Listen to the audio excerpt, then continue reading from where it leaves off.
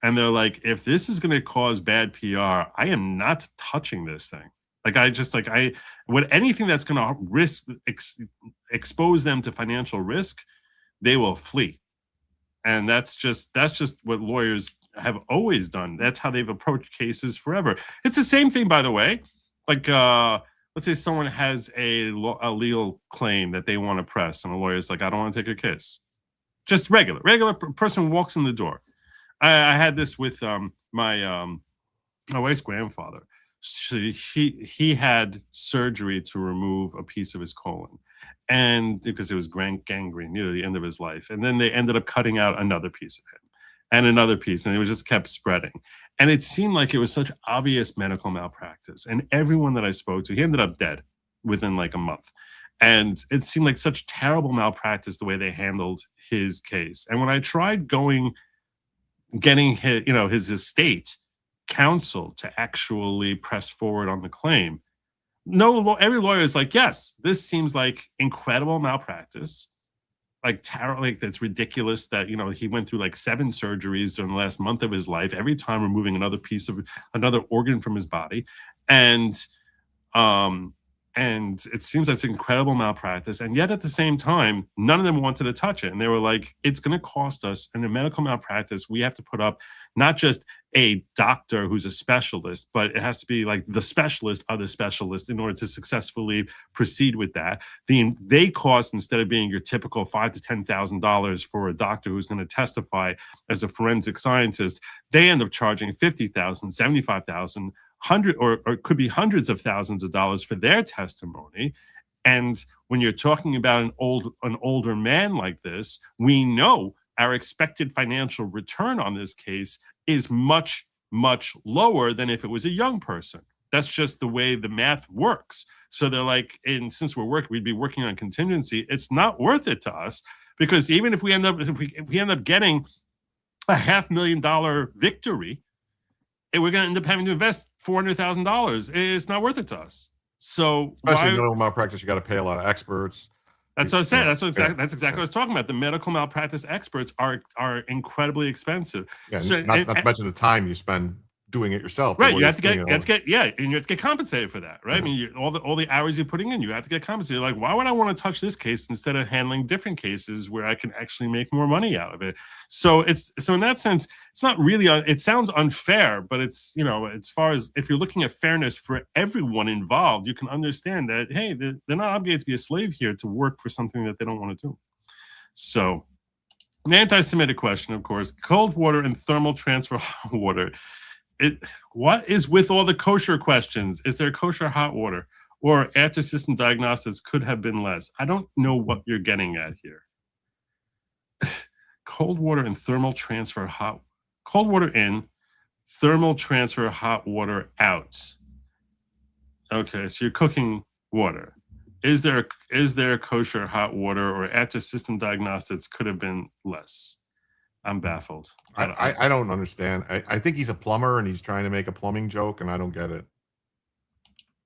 I think there's probably some sort of joke that's supposed to be happening there also. Miss Idloy, M. Sidloy says, how much do you want to bet that Candace Owens' accountant is Jewish? I have no doubt at all. No doubt at all. All right. You remember all that talk, by the way, that we had about Trump potentially dropping a nuclear weapon on Iran? Remember when this was going on a couple weeks ago? Well, there was something just the other day they were trying to say that somebody refused to give Trump the nuclear codes or something like that. I was like, what? Yeah. So there was all this talk because he made a comment about ending the Iranian civilization. That meant he's going to be like dropping nukes across the great country of Iran. So he actually addressed that today.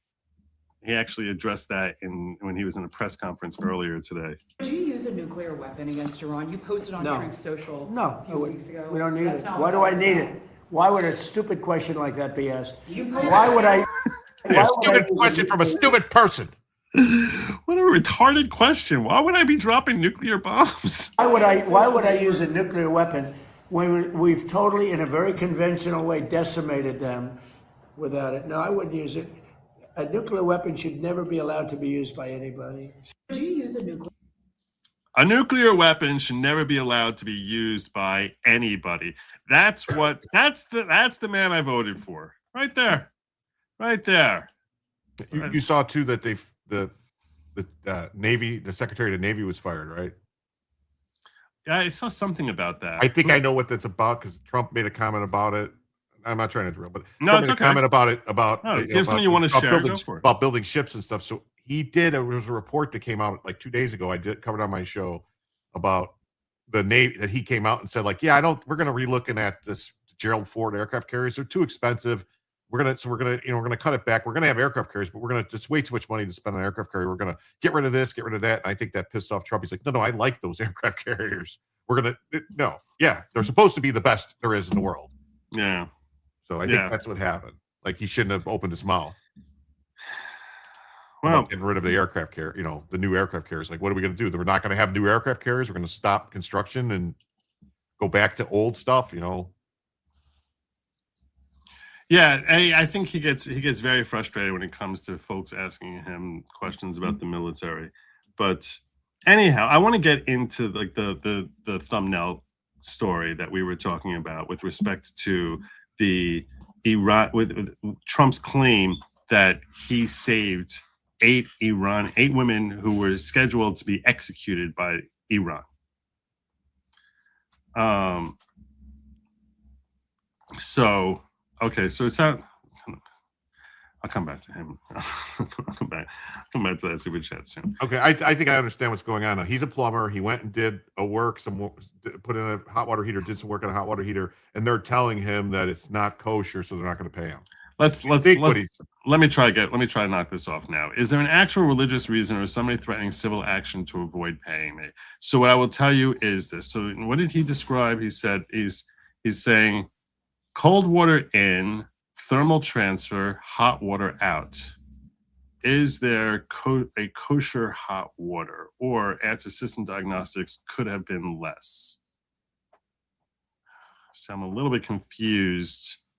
I'm a little bit confused about what he's asking me. He's saying he went and did some work on a hot water heater. Maybe it didn't replace it. He did something to it, and they're saying whatever he did contaminated it. It's difficult for me to understand how that would be not kosher. No one worries about having kosher water coming out of their system. Although I guess, how would you make a boiler not kosher? That's really hard to do. Because you have to have, I don't even understand how that could possibly be. I don't know enough about your particular circumstance to say definitively no, but it sounds very ponderous to me what you're describing here, Chad.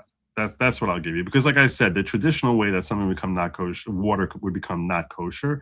And I can understand if someone is a religious Jew and they want to have hot water that's coming out of their system, that they want to know that water is not kosher. I think I have so many questions on the theories. I mean, somebody would have to bust open the hot water tank, all right, and stick like an entire ham in there, right, and cook it in there, so it goes in there. And here's, it sounds a little bit, and even in a boiler, like it would be, bittul b'shishim reasons that it probably wouldn't be a problem. But some folks, when it comes to laws of kashrus, are very, very, very, very strict in ways that defy what I would think are things that are perhaps necessary. So I'm not sure. I can't tell you definitively that it's garbage, but I'll tell you that it sounds ponderous to me. I think that's the best way I can answer it. I need to get back into my story. Okay. All right. Trump stops executions. 8 women protesters spared in Iran after last-minute intervention. Okay, what's the story here? So clockwise and left to right, you got Pana. From clockwise and left to right, you have Pana, Mavita, Bita, Hamadi, Mabube, Shabani, Ensia, Nahati, Gaza, Galandari, Diana Tarabadi, Golnaz Naragi, and Venus Hosanijad. That's the best I can possibly do. President Donald Trump announced They've all got really fabulous eyebrows. This is what people are going to be asking about. This is what people are going to be asking about, that this looks like they're from a portfolio. Right? I mean, when you look at these 8 women. Except for that one. Except for this one. Yeah. Yeah. They look like they're in a portfolio, and these are women who are supposedly all hostages who in Iran who were slated to be killed by the Iranian government for some sort of alleged. And none of them are wearing hijabs either. Oh, maybe that's why. Maybe it's the lack of hijab, which is why they were slated for execution. I don't know, but a lot of people have questions about these pictures, that they don't look like your typical, hovel living, folks. They just look like these are like headshots for a portfolio. So the question is, but these are the 8 women who he claims he saved. And that's where we're going with this story. President Donald Trump announced that 8 women protesters in Iran facing execution will not be put to death after his direct intervention. So clearly he's portraying himself as being their savior. He saved their lives. On Tuesday, Trump urged the Iranian regime to release the detainees. Quote, to the Iranian leaders, who will soon be in negotiations with my representatives, I would greatly appreciate the release of these women. I am sure that they will respect the fact that you did so. Please do them no harm. Would be a great start to our negotiations. Thank you for your attention to this matter, President Donald J. Trump. He was quote tweeting Eyal Yacobi, who had said breaking the Islamic Republic's plan to hang 8 women. Not a word from the international community or so-called human rights organizations. Eyal Yacobi, who is a strong Zionist, is a very popular account. And he shared that out about what was going on in Iran. And Trump quote tweeted it and used that as his launch point to basically make a public statement to Iran saying, hey, make sure you don't execute these women. It would be really cool of you not to do so. And now, supposedly, they agreed not to. Just one day after President Trump publicly demanded their release on Truth Social as a goodwill gesture ahead of critical negotiations, the president announced the life-saving breakthrough. Trump announced on Truth Social that the execution schedule for tonight have been halted. 4 of the women will be released immediately, and the other 4 will receive only 1-month prison sentences. As he wrote, very good news. I've just been informed that the 8 women protesters who were going to be executed tonight in Iran will no longer be killed. 4 will, as we just said, 4 released, 4 will have a month in prison. I very much appreciate that Iran and its leaders respected my request as President of the United States and terminated the planned execution. Thank you for your attention to this matter. Okay. Wasn't there like a whole soccer team or something that was supposed to that like first did something like when the I think when the bombings and stuff first started, maybe, or when there was the protests or something, they were out of the country and they were going to defect, and then they threatened to kill their family if they didn't come back. Is this them, or is this a different group of women, or these women even exist? I would not think that Iran has a female soccer team. I don't think propaganda. I do remember there being something with the Iranian soccer team. That does ring a bell. I just don't think it was the female soccer team, and I don't recall exactly what the story was there. But what you said sounds familiar. I just don't believe. I can't imagine that Iran would be cool with having a bunch of their female representatives running around in shorts on a soccer field. So it just seems thoroughly inconsistent with everything we believe we know about the IRGC, right? Okay. So I don't know. So I'm not sure what these women had done. Maybe they took these headshots. I don't know. Recall the horrors we've reported here, the Gateway Pundit, during the January 2026 nationwide protests against the tyrannical Ayatollah regime. The IRGC unleashed the live ammunition on unarmed demonstrators, killing thousands, including hundreds of women and young girls. Iran's execution machine went into overdrive, with the regime hanging protesters in public squares as a warning to anyone daring to demand freedom. Just 5 days ago, we reported on the barbaric plans to execute the first female protester, Bita Hemadi, along with her husband and 2 others, after a sham revolutionary court trial. The regime has been ramping up its reign of terror, executing 65 women in 2025 alone, a sickening record. while the so-called international community and left-wing media look the other way. Last month, the bloodthirsty Iranian regime carried out public hangings, executing 3 young men, including a promising 19-year-old wrestling champion, over their alleged involvement in anti-government protests earlier this year. I think this is the Iranian who was hanged. So that came from Jim Hoft. All right, so that's the overall. Now you have a general. Excuse me, sorry about that. Now you have a general feeling for the story. But folks are saying that this is not a real. These are not real people. So what are they saying? Like Trump got played by a hoax, and then the Iranians just said, "Oh, he's talking about something that ain't real, so let's just say we'll do it," and then he'll think we did something for him, or well. Wu-Tang for Kids says, "Oh, hey, great news. Trump saved the 8 AI-generated women from being killed." Obviously sarcastic. And Clint Russell, also known as Liberty Lockpod, who's I consider a friend. I would say an online friend. Even though his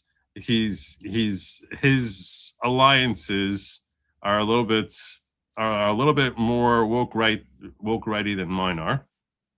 But he says, this is a good war propaganda test.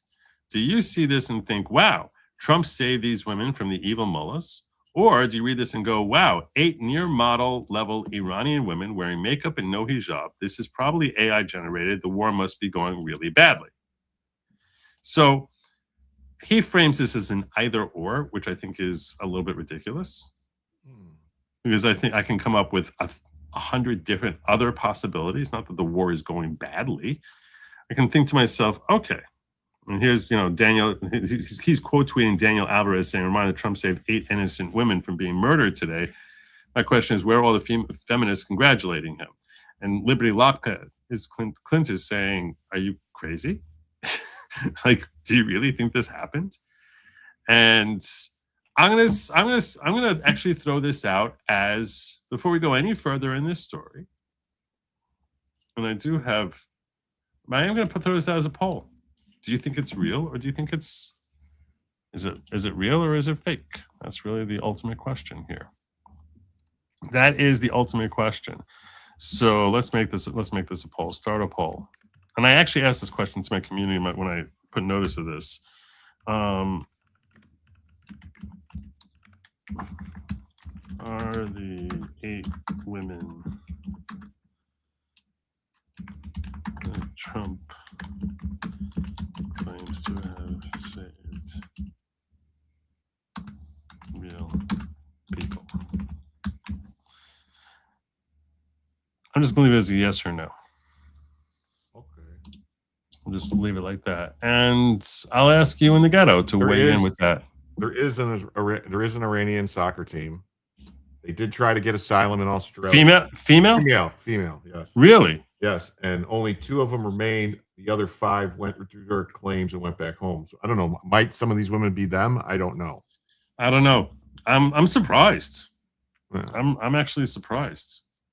But so now there's all this question as to, are these real people or are they fake? And so the first person who I saw weighing in on this was, I don't know how to send my feed, but for those claiming, so this is, I don't think it's a big account. Yeah, this is a relatively small account. For those claiming the 80 Iranian women facing execution are AI, just because their photos were cropped on a black background, you're truly vile. These are real human beings. They're the same people in the image on the right. They have names, they have families, and she gives off the names. Reducing their reality to AI just because you hate Trump and think he's an awful human makes you an even worse one, because you're complicit in erasing their very real suffering under the Islamic regime murders. So that was, and I think that's an interesting point. These are the original pictures, I guess, of these women. And you can see, I think these look like these original shots. Do you see them on the screen here? No. Like, here is this woman here is brought over here. So they basically cropped her out from there and put her in the black background. They cropped her out and put her here. So I do think that these do look like they were taken from Facebook. I don't know. That's Golnaz Naragi. is this one. I don't know who that is. I'm not sure. I think it's this one. This woman is here. I'm trying to match it up. Well, according to a fact check on Yahoo News, these are real women. These are real women. According to Yahoo. I don't know if you believe Yahoo. Yeah. I think that doesn't mean, though, by the way, that he saved them. Right. These are real women. There's actually two parts. There's two questions to this. Are they real people? Were they really going to be executed? Did he really save them? Were they really going to be executed? And did he really save them? Right. So, and I actually found an article from the New York Post, which does an interesting job in breaking this down, which I wanted to share with you all. So Trump says Iran won't execute the 8 women after he demanded their release. President Donald Trump announced Wednesday that Iran will no longer execute. Let me move this over a little bit here. That Iran will no longer execute 8 women after he pleaded Tuesday for their freedom, calling it very good news in his social media post. Quote, I've just been informed that the 8 women protesters who are going to be executed will no longer be killed. And that's what we read. Very much appreciate, blah, blah, blah, what we read earlier. The announcement came hours after Trump extended a 2-week ceasefire with Iran as U.S. negotiators await Tehran's reply to the latest American offer to end the nearly 2-month conflict. Iran's judiciary denied that the 8 women were ever set for execution. So they're saying, no, we were never going to kill any of these women, claiming that Trump was misled once again by fake news, and that some of them have been released while others face charges that, if convictions are upheld, would at most result in imprisonment. So they're like, no, we weren't going to kill them. Some of them were going to be jailed. So just to remind you, in case you joined in the last few minutes or so, Trump said 4 of them released, 4 of them will have 1 month in jail. They're saying, and that's saving them from being killed. They're saying none of them were ever going to be killed, and the worst any of them could have gone was jail time. But even saying they're going to get jail time, 1 month in jail is relatively, you would assume is relative, is probably much smaller than anything else that they would have gotten under Iranian system of justice. Iran's claim is contested. One of the women, Bita Hamadi, was sentenced to death for allegedly being part of a group that threw objects onto Iranian forces during protests in January, human rights groups said. And they have a link here for that.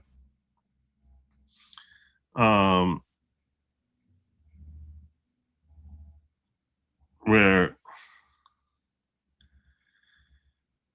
we'll come back to this. We'll come back to this afterwards. Her case was reported last week by the U.S.-based human rights activist news agency and the Abdurrahman Burahman Center. Hamadi and 4 men were convicted of participation in protest gatherings on January 8th and 9th, including chanting protest slogans, throwing objects, including bottles, concrete blocks, and incendiary materials from rooftops, and destruction of public property, the activist news agency said.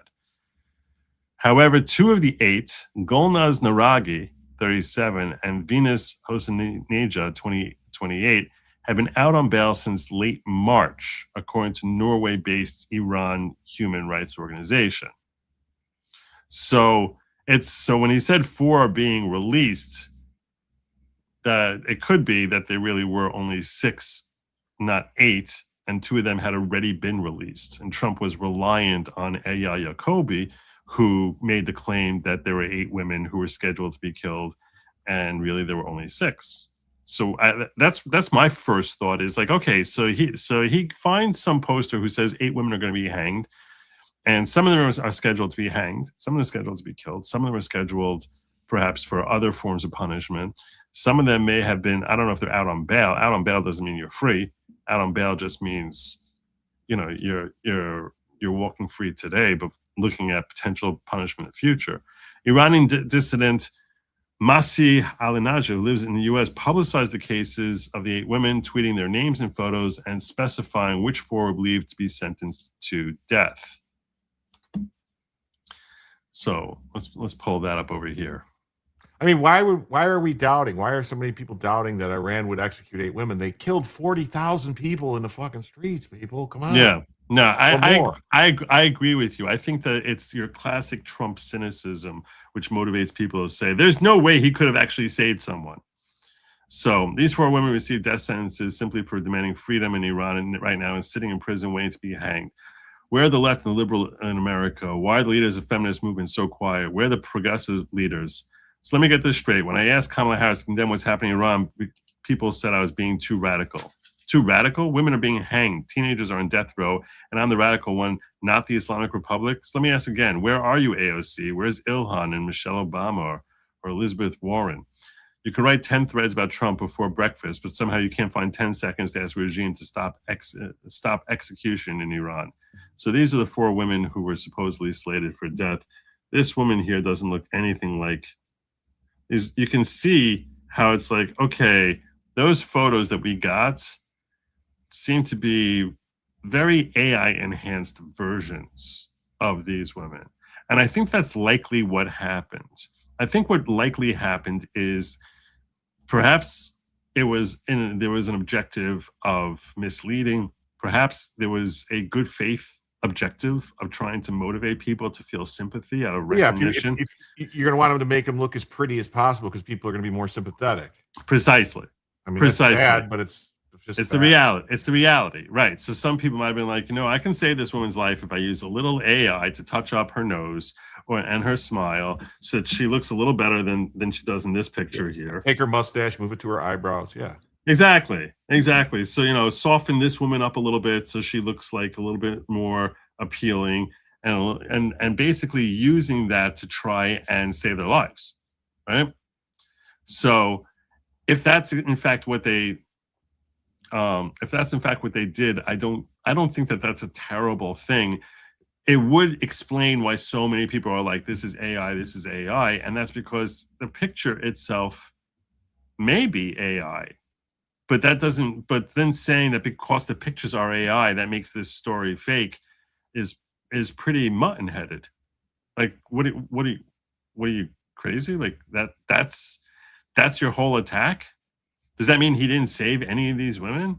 Or these people are going crazy. You've got senators cheering on the stories, which is it true or not? I've seen reports that CENTCOM is denying it, that Iranian ships have been running our blockade.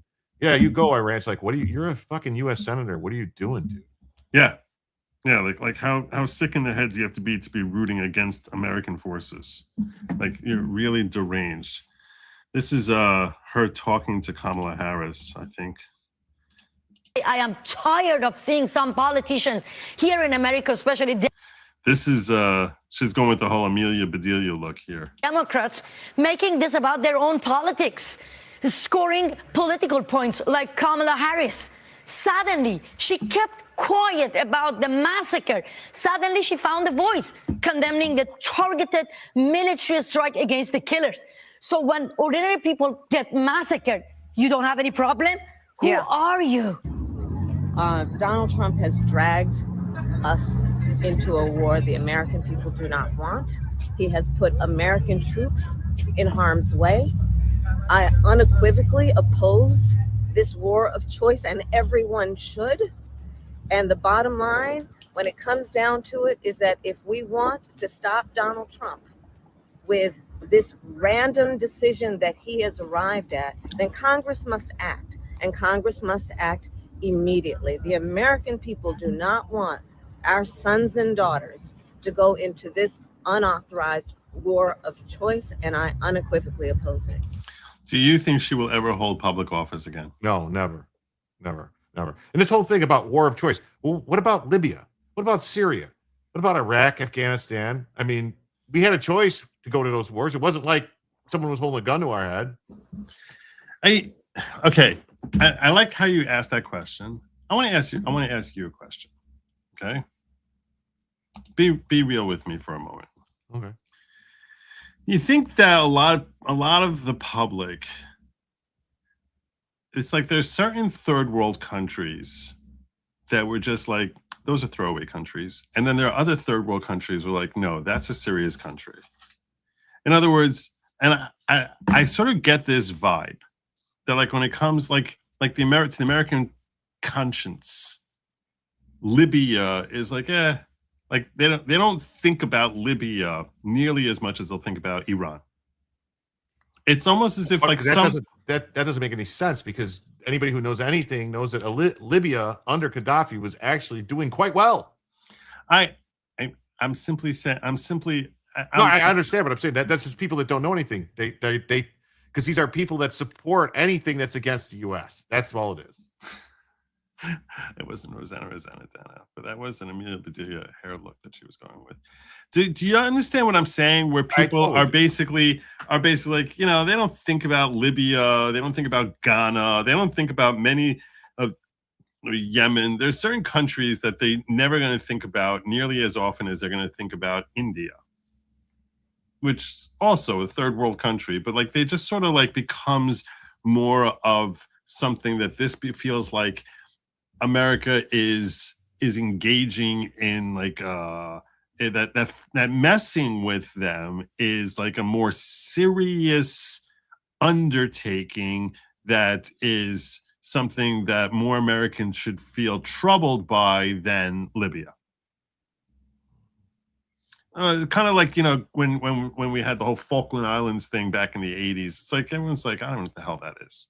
So it's almost like that. And that was really more Great Britain that was involved there. But Grenada happened when Reagan decided that and actually Grenada was not U.S. territory; it was British territory. But for whatever reason, because Cuba was supposedly involved, Reagan just says, "We're going to take care of this." Didn't even tell Britain that we were sending people until after it was already going on. Mm-hmm. I just feel as if like people don't look at these countries in nearly the same type of light. I don't know. So when you're saying Libya, what about the bombing of Libya? I'm like, I think people sort of look at that as if that's like another Grenada. You know what I'm saying? Where they're like, that's not a real country. And they know it's a real country. It's not like, you know, it's not fake the way Australia is fake, but it's that they sort of look at it as if like, yeah, you know, if we go in there and decide to just basically take up residence there, they're not going to even think about stopping us. I don't know. That's just the vibe that I get when I hear people talking about these various countries, and that's why when you say, "Well, what about our attack on Libya?" They're like, "Come on, it's Libya." I don't know. That's just or Guam. Yeah, exactly. I tipped Guam over. That's a funny callback right there. I don't know. It's just a thought that I had. Brian says, I'm waiting to be unburdened by Kamala.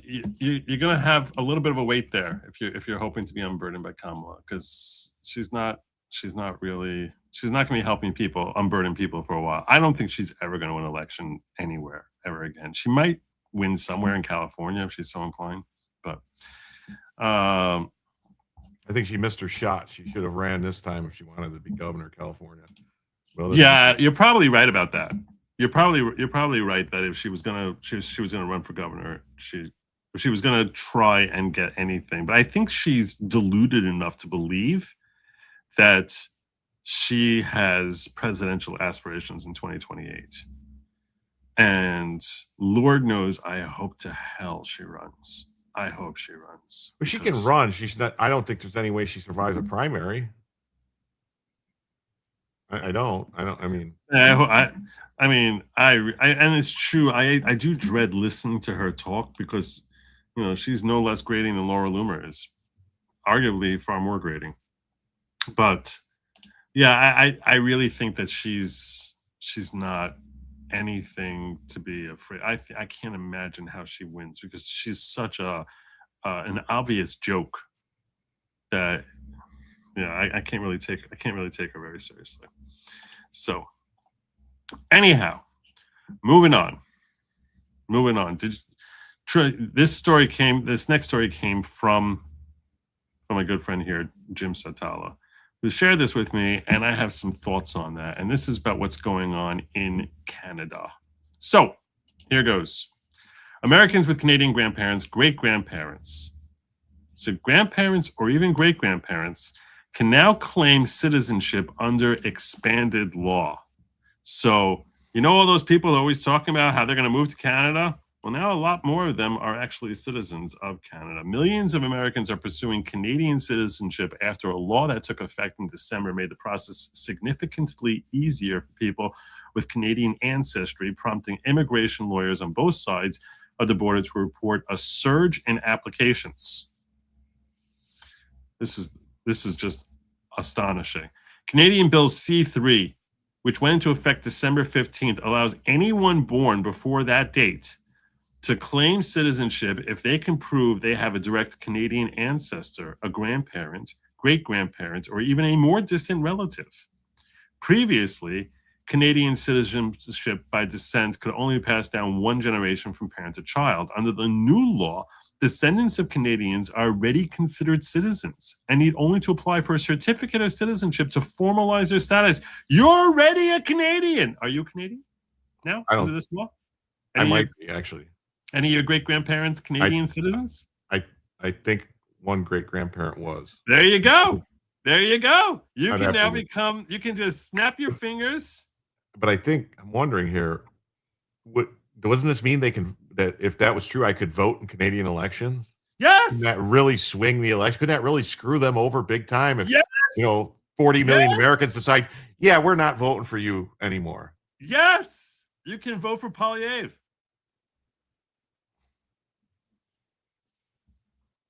Wow.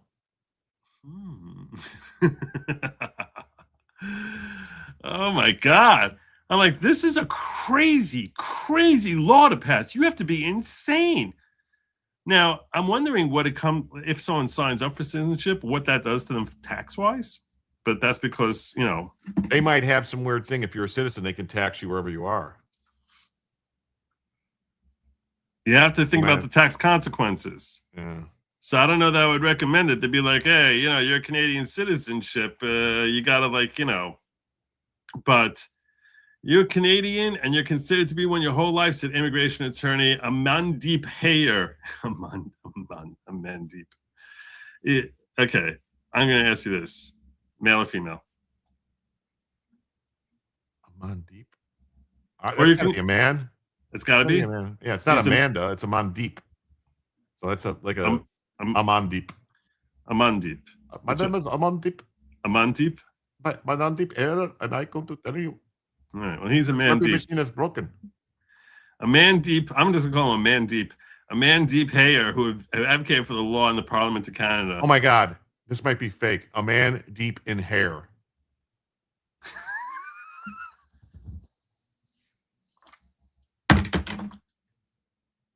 We Too Low. Remember that one with the pilot We Too Low? Something Wong. You remember that story that actually got played on the news? They got him, the Chinese pilots and stuff or whatever, with the pilots, like the plane crash or something like that. Now we need to look up a man deep hair. A man deep. A man. It's a real person. Hair Law. That's him. Wow. A man. All right. There you go. There's a Mandy Payer. Okay. Well, anyhow. That's really what you're applying for, the recognition of a right you already have vested. Hayer, whose Vancouver, British Columbia area practice previously handled about 200 citizenship cases a year, said he's now fielding more than 20 consults per day. He estimated millions of Americans are Canadian descendants. Nicholas Burning, an immigration attorney at Boundary Bay Law in Bellingham, Washington, said his practice is pretty much flooded with this. We kind of shifted a lot of other work away in order to push these cases through, he said. American applicants cite different motivations for pursuing dual citizenship, though many pointed to President Trump's policies as a factor. A bunch of crazy liberals are going to be like moving to Canada. Michelle Cunha of Bedford, Massachusetts, said she decided to move to Canada after reflecting on decades of political activism. I put in my best effort for 30 years. I've done everything I possibly can do to make the United States what it promises the world to be, a place of freedom, a place of equality, Cunha said. This also might be a fake name.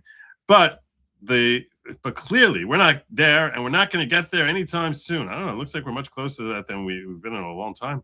Maureen Sullivan of Naples, Florida, whose grandmother was Canadian, said she sees citizenship in Canada as a backup option. When I first heard about the bill, I couldn't believe it. It was like this little gift that fell in my lap, Sullivan said. There was kind of this collective excitement amongst the family. We just felt like we wanted to feel like we were doing something to take care of our security in the future if needed. How do you think you'd be more secure in Canada? We are the only protection Canada has, you idiots. Without us, Canada's done. Yeah, I'm thinking I might surprise some folk with my take on this. I'm feeling like if you're an American citizen and you apply for citizenship to a second country, I don't care what that country is. That country could be Canada. It can be France, Ireland, Israel, Japan, China. You apply for citizenship in a second country that we basically say, go, your citizenship is revoked. I don't care if you're born here. I don't care if you're a 10th generation American. If the notion of having, what are you going to have, global citizens? Let's imagine that someone now is going to become a citizen of Canada. They can be a citizen of France, and just they're going to have global citizens. What the hell does that mean? I'm like, if you want to, I harbor a deep resentment towards people who basically start screaming about dual citizenship of a lot of people throw it at Jews that there's an automatic dual citizenship, which is obviously designed to be racist. But what I'm saying is, if someone of their own volition decides that they want to take up citizenship in a separate country, then go. That's fine. Enjoy. We wish you nothing but love and success. Maybe, and have a nice life. That's all right.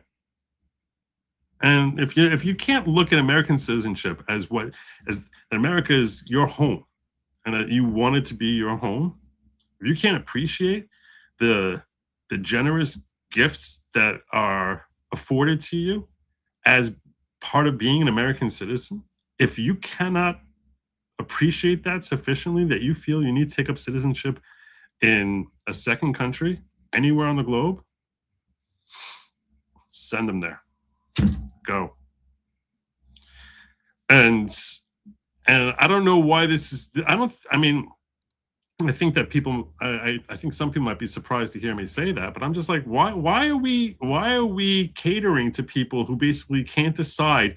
You can't dance at two weddings. You pick your wedding, and that's it. That's your home. You want it to be America. You're an American citizen. You want it to be America. Great. You want it to be a second country. Gay avec. Go. Gay, as my people would say, gay is into hate. Go in good health. So I'm just saying that's my thought. I don't know why it is. And it doesn't, and it's not like anything personal. It's a matter of just like, hey, and it could be someone wants to have dual citizenship in Ireland. I don't care. Like, he's saying, can I go to Ireland just long enough to help them wipe out the money? What I'm saying is, why do we need to we have way too many people here already. There's countless people who are dying to become American citizens. You now feel your American citizenship is insufficient for you, that you need to find citizenship in another country? I'm not saying we should punish people who want to visit other countries. I'm not saying that you shouldn't love visiting other countries. You might enjoy being in Italy more than you enjoy being in America. That's totally fine. But as soon as you sign up that you say, I want to be a citizen of country B, well, then that's fine. Go. And I'm not even saying that the application alone would warrant kicking them out. But yeah, once that application is processed and it's granted to you, they say it's like a $55 fee you got to pay, or 75 fake Canadian dollars to become a Canadian citizen. Once it gets processed and they say, congratulations, you're a Canadian. So America should be saying to them, congratulations, have a nice life, get out of here. It's like I don't have patience. I'm so sick of Americans who have so little appreciation for one of the most significant privileges that any human can possibly have. If I had to rank, we talk about people having it was 5 years ago, everyone was continually talking about white privilege, which was a complete and total joke. But I've always said there are certain privileges which are genuine privileges. Two-parent privileges, that's a privilege. Pretty privilege, that is a privilege. And American privilege, that is a privilege. Those are three huge, huge, huge privileges. Wealth privilege is a privilege. These are real privileges. That if someone is born with those blessings, that they have genuine privileges. And the American privilege is the one that Americans of all people tend to appreciate far too little. That we don't have enough of a significant appreciation. We don't appreciate how much freer we are than any other country. And people think, oh, it's better in Norway, it's better in Germany, it's better in France, it's better in Canada, it's better in Australia. Nope. No. The only reason you think that is because the speaking, the tone of rhetoric that's going on in these countries is something that you align with and you agree with. But as soon as you disagree with them, you will find out that they are not nearly as free as you are. Just look at the people who are being thrown in prison in the UK for posting on Facebook. Imagine some horrific thing like that ever happening. The very free country of Great Britain, where they're throwing people in Facebook jail, or Australia, where it's like one person on the continent has COVID and they go into lockdown that no one can leave their house for God knows how long. I think they had that in the Far East also, in some of these, very, very, very well organized countries where people are screaming frantically as they were locked in their. You heard the screams of horror, people who were locked in their own apartments for weeks on end. And you want to sit here telling me that your American citizenship is not good enough for you? With all the social services that we have, that we basically say, hey, we're going to take care of your housing, your education, your food, and you're telling me, and we're going to give you freedoms that no one else is even pretending to give you. I understand there's a lot of things about this country that stink. There's a lot of changes that I would love to implement. When one day when I'm unanimously, when they invent a brand new position of Master of America. And I'm unanimously elected to that position. There's a whole bunch of sweeping changes that I plan on implementing on that day. But that being said, even before we reach that day, living here in this country is in fact one of the greatest privileges you are living like a king, better than kings have lived historically for countless millennia. You have more wealth, you have more comforts, you have more basic necessities that are provided for, and incredibly higher levels of opportunity that do not exist anywhere else on the planet. And you're sitting here complaining, saying, I want to become a Canadian citizen. Adios! Bonsoir, my frère. Go. Well, I was thinking more of the people that don't want to be a Canadian citizen, but if they're going to screw themselves like this and allow other people to vote in their elections and tip it, I think that'd be funny. I do think that would be funny, I do, but I take affront as an American. I take affront. It's like you don't want. It's like you feel you need to have another country citizenship. Like, how ungrateful are you? What's wrong with you? Sad. It's sad. These people have very empty, miserable lives. Yeah, that's the way to phrase it. Be gone with you. Be gone. So, yeah, I saw that all these people very excited about potentially becoming Canadian citizens. As they say here, the application fee is 75 monopoly Canadian dollars, or you can exchange or give you can give them Waterworks and Illinois Avenue, and or 55 real dollars, and cost increase for those hiring an attorney or genealogist. Kind of estimated her total cost using an attorney will be around $6,500. You're investing $6,000 to become part of that socialist hellhole, freezer zone hellhole. What's wrong with you? Stupid. Go, Miss Kanha. Go. And I don't feel animus. I just sort of feel like I feel like revolted. It's not like even anger. It's just I feel anger with the concept and revulsion with the individual, if that makes sense. Remember that scene in Tombstone when Powers Booth is sitting there and Wyatt Earp comes up to tell him they're leaving and he just goes, well, bye. That was in what? Tombstone. Powers Booth. I saw that recently. And he's sitting in the chair. He played Curly Bill in Tombstone, and Kurt Russell played Wyatt Earp. He comes up and he's like, after I saw that recently. The movie ends. The movie ends with him visiting him in the hospital. Doc Holliday in the hospital. Doc Holliday, not Powers Booth. Doc Holliday was played by Val Kilmer. Powers Booth is the black-haired guy. Sean Bean played the other guy, Johnny Lightning, or something like that. But anyway, yeah, he's like sitting there on the chair, and he comes walking up as he's leaving with his brothers. And he's just like, it's a meme that's all over the internet. Like people post all the time. He's just sitting there, he's wearing a red shirt and everything. He just goes, "Well, bye." Co-host Shane asked, Joe, what are your thoughts on military members who marry foreign nationals? So there, I'm actually a little bit more, I'm a little bit more sympathetic to our military.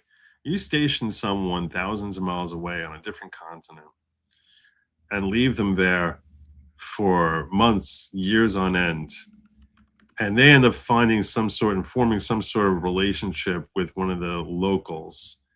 I actually have a lot more sympathy for that. Like, I don't think I sort of like, what are you asking of them? They're humans, and they have a need for companionship and relationship. And I think that the idea of creating some way of affording them leeway is recognizing their humanity. So I don't think that that's a terrible thing at all. We need to not be, I would avoid being judgmental in that type of scenario as much as possible. Now, if they're consorting with the enemy, that's a completely different thing, and I think that we have to be a little bit careful just to make sure that they're not exposing us, that they're not being honeypotted and basically bringing in someone who's a potential hazard to America. But I would try to find ways to be accommodating to our military who are away. But it would really obviously be case by case specific. JH saying 1/5 of the judges in DC have dual citizenship. Talk to Brank about this. He just loves it. It's horrible. It's horrible. That's another thing. You want to become an American citizen. Front and center, that is abdication of your old country. Like, you cannot become an American citizen. That should be something that's basic. You can't pledge fealty to two different sovereignties. It's really, how crazy is it? You think historically, if any monarch ever would have been okay with that, yes, you're pledging fealty to me and to my enemy who lives 300 miles away. Oh, let's face it, they would have said kilometers. But you think anyone would be like, oh, that's totally fine. That's totally fine. I got no problem with that at all. Of course not. That's ridiculous. What's that old saying? No one can serve two masters. You cannot exactly. You cannot serve two masters. You must choose. You must. And if you are not sufficiently comfortable with America being your master, that you need to basically take up with a different country. Okay. And as soon as they accept you, we should have every right to kick you out and revoke whatever citizenship you have here. You're not ours anymore. You chose. I am a very big believer. I think that that perfect justice, this is in general, and this has very, very broad application, I'm about to tell you. Perfect justice and the most comfortable way to deal with other humans in society is to allow people to decide how you're going to deal with them. How, in general, when I'm meeting new people, we're going to go a little bit. We're going to go a little bit into the humanities that I tend to save for viewers' discretion. The best way to deal with people, I have found that I've been circling the sun for a number of days now. And what I have found to be the case, and it's not my own inspiration, really this comes from Torah teachings, as pretty much anything you're going to hear from me on morality and healthy living is going to come.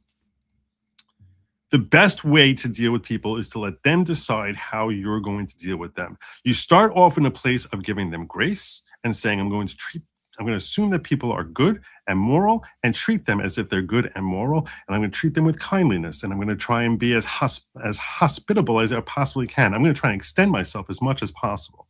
But when you see that people are making a choice to not respect you properly, and I don't mean that they have to be like, serving you, but they're basically purposefully disrespecting you, or they're acting in a way that is malicious, contemptible, lacking in morality or integrity, then the onus becomes on you to respond appropriately, to respond in kind.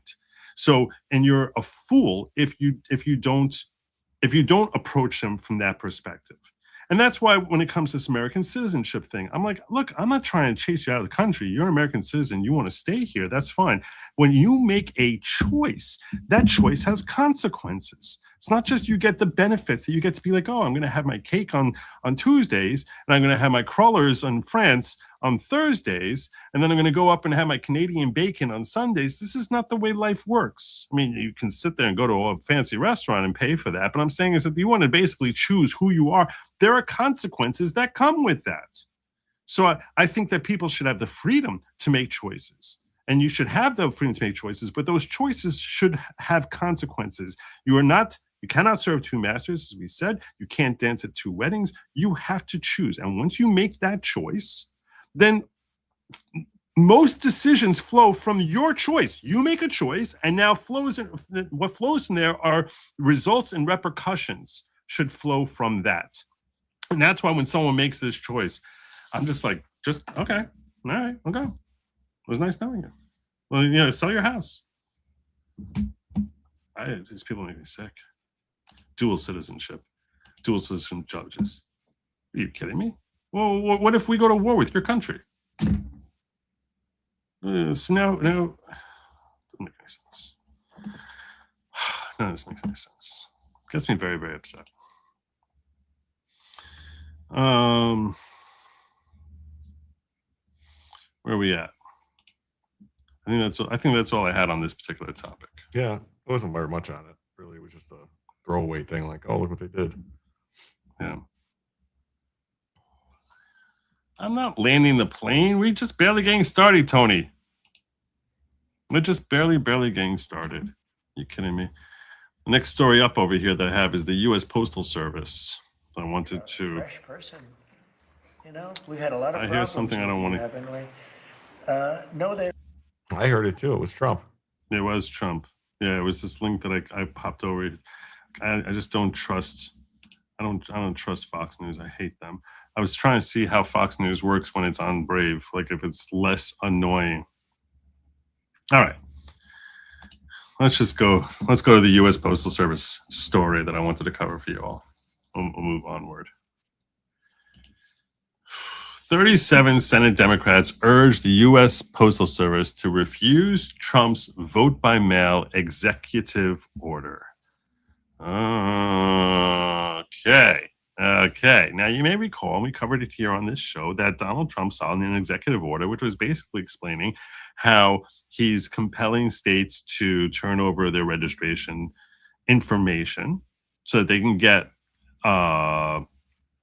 so they can check to see if there's illegal aliens or anybody voting or people that shouldn't be voting on them. Right. And to just make sure that the states' voter rolls for their federal elections are clean and that they only have legal citizens voting in their federal elections. And they said, if you don't do it, because you can't technically force them to it, well, I'm not going to let you use the U.S. Postal Service for your mail-in ballots. No, I thought this was different. And he also said that they're going to have a special barcode. Yeah, like I thought that's what he said, that the post office, is the post office part of the executive branch? Yeah. Or is it completely, so if it's part of the executive branch, the president can tell them, well, I want you to do this. And basically all he's saying is, I just want you to check against this website to say that these people are actually U.S. citizens. And if they're not U.S. citizens, you can't deliver them a ballot. I think he actually, one of his appointments is Postmaster General, right? Right. Yeah, that's what I thought. So that's what I'm saying, is that would probably be constitutional to say, well, no, because technically they can't get a ballot if they're not illegal aliens. So I'm barring the post office from delivering ballots to illegal aliens. Yeah. Or non-citizens, whatever. This was a really intelligent approach to mail-in ballots and the problem of the fraudulent thing. Now they could try to circumvent it by using private carriers, but what they're using, I don't think it's allowed with private carriers. The law is right now. Well, a state could say we do allow UPS, right? They could allow FedEx. They could provide, some sort of some sort of third-party carrier service to deliver it and say, we're accepting that, and states have a plenary authority over their elections.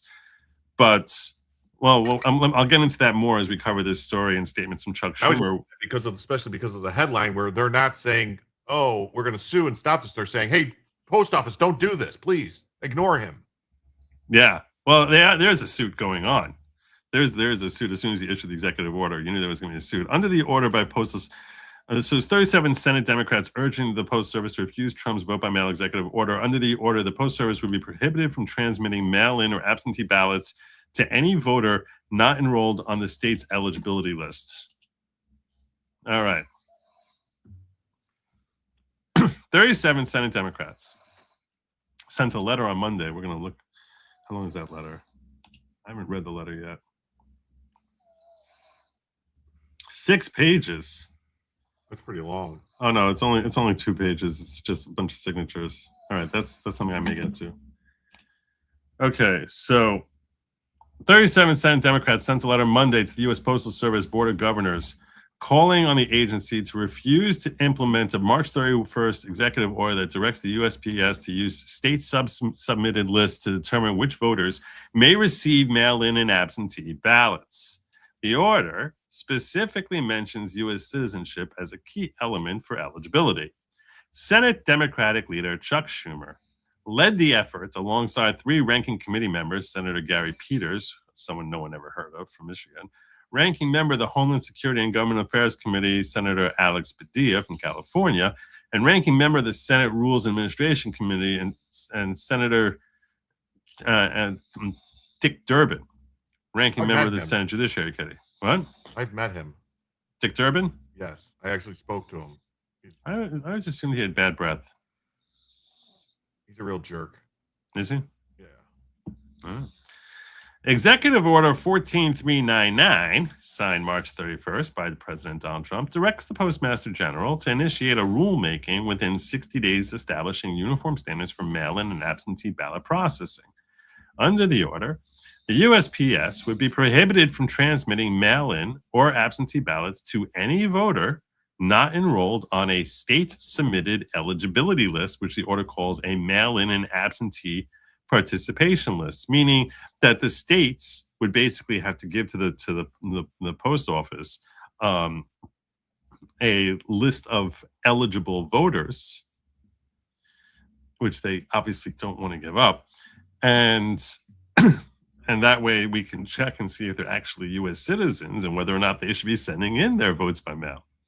A final rule must be issued within 120 days of signing.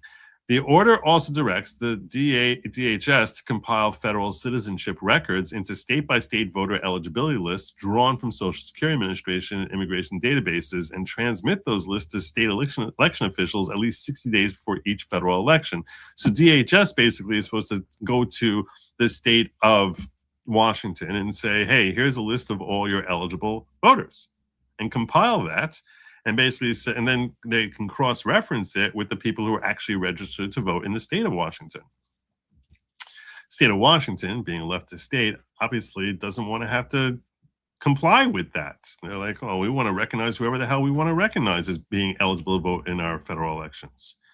So the senators argued that the order unconstitutionally transfers authority over federal elections to the executive branch, noting that the Constitution vests authority over the times, places, and manner of federal elections with the states, subject to alteration by Congress. Quote, the Constitution provides no role for the president in regulating federal elections, the Democratic senators wrote, and no statute delegates to the president any authority to regulate elections or voter eligibility either, including via USPS. Isn't there already a law against? By issuing the executive order, however, the president is attempting to unconstitutionally consolidate power to personally regulate American elections. I don't agree with that, because there's already a law that makes it illegal for unqualified people to vote. So all he's doing is guaranteeing that unqualified people don't vote. It's already against the law. There's a crime. It's a crime. I agree with you. I agree with you. He's executing the laws of the United He's faithfully executing the laws of the United States. Yeah, he's faithfully take care to do that. Yeah, it's his duty. He is doing his job here. This is his job. This is how he's faithfully executing it. And he's using the levers of power that fall under his domain, specifically the United States Postal Service, which is part of the federal government. I think he might actually win this. He will win this. Okay. And under the law, he will win this. I've been feeling much more emboldened in my prediction making. Okay, I made a prediction earlier today, which I touched on yesterday. On X earlier today, I made a prediction about the Virginia redistricting maps, and what I specifically said and stand by this is in 2026, Virginia will use the same maps that they used in 2024. Those new maps are not going to come into play in 2026. That is my prediction for the state of Virginia. That those redistricting maps are not going to clear the legal, and the logic behind that is that they're not going to clear the legal hurdles that it's facing, and it's facing serious legal hurdles. So I don't care what those election results they had earlier this week on Tuesday. Those maps are not going into effect for the 2026 election. That's my prediction there. I'm standing by it, and you can hold me accountable for it. This is when we'll know whether or not my prediction holds up within the next 3 or 4 months, because they're going to have to start sending out their ballots at that point, and Virginians will start seeing which map. Well, they would have to have primaries, so the primaries have to happen first. That's what I'm saying. I don't think, and the reason I feel very confident in that regard is because I don't think they have the time. I don't think they have the time. I think the way they did it is deeply flawed from a legal perspective. I don't think that the Virginia Supreme Court is going to be able to ignore the countless problems they had with it. And even if they somehow do it, I don't see how they're going to timing. It could still be appealed to the U.S. Supreme Court, though, too, after the... Theoretically, I think that they're going to have serious problems getting this implemented in time. Well, so no, I'm saying, like, even if the Virginia Supreme Court says, yeah, but whatever, whatever, they could still take it to the U.S. Supreme Court. And the US Supreme Court, they ignore their Virginia, like, basically, if they say we're willing to rewrite the Virginia state constitution, and because that's what's happening here, is they're changing the Virginia state constitution. And so the question is, Supreme Court have a right to weigh in on that and say, no, you can't change the Virginia state constitution. In theory, deprivation of basic liberties could happen. It could happen. I just think there's so many hurdles. If you're sitting there on the Democrat side praying for this thing to fly, you need so many miracles to happen in quick succession in order for this to actually go into effect, that I am confidently making the prediction that these maps are not going to go into effect for the 2026 midterms. Will they be able to sort it out for 2028? Very possibly. Very possibly. I don't know. That I'm not going to make a prediction on. But in 2026, they're not going to get those maps in. That's my first prediction today. The second prediction I'm making is that when this thing is tested, this will pass muster, that everything Trump is doing here is legal. That being said, that doesn't mean that the Postmaster General is going to properly effectuate it.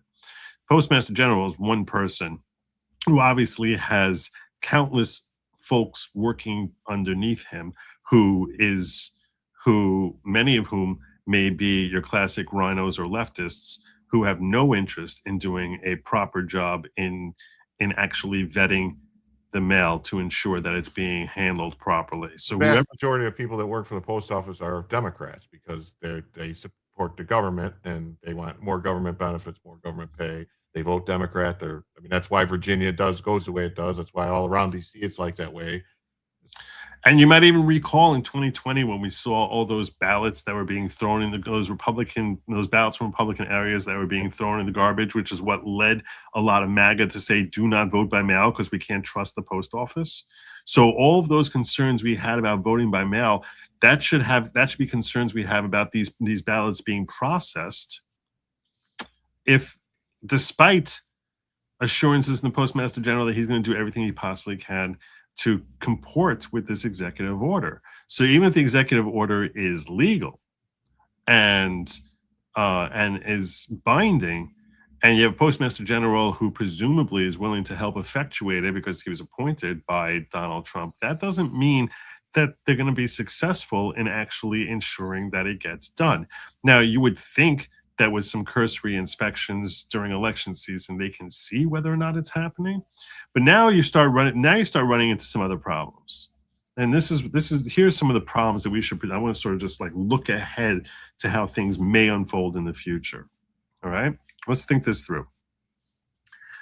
So you're the state of California and you send out your ballots by mail.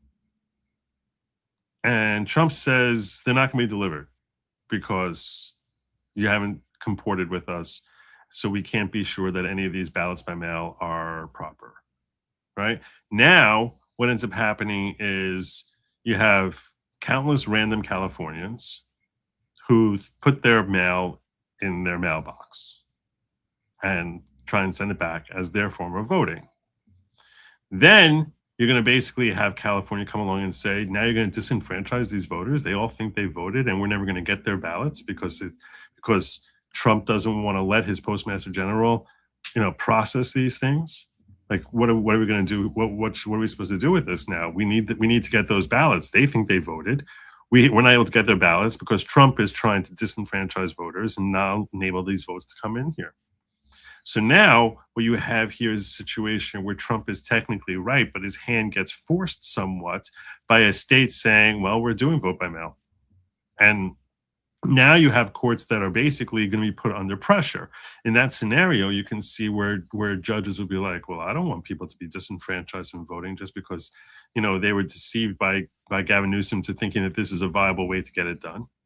So what happens at that point? Like if you're sitting there as a judge in that scenario, so now you're in a very tough spot because you sort of feel as if you got a lot of lay people who don't understand anything about this conflict between Newsom and the federal government, and they're trying to vote and they're not doing anything wrong, and now their votes are not going to be counted. So I can see there being all sorts of tension in our judiciary between courts saying that Trump's law his executive order is valid and binding, and lower courts basically feeling a reluctance to potentially disenfranchise voters by saying that now that California has actually sent it out, that I'm gonna tell the post office that it's totally fine for them to hold it and not deliver it. So I can see this being a headache. So I want to be careful when I'm issuing this prediction. My prediction is that this will be recognized as far as being a valid law and a valid executive order and under his authority, but I can also see that it may not work because you may have different factions of the post office, which will basically be coming out and saying, hey, screw Trump, I hate him. Or you might have various judges who are feeling pressure that once states on the West Coast, the East Coast, the Northeast, the whatever, are sending things out by mail, that they might feel a pressure to say, hey, I don't want these voters who are caught in the middle here to not have their ballots counted. So I'm going to direct the post office, irrespective of the executive order, to send it on.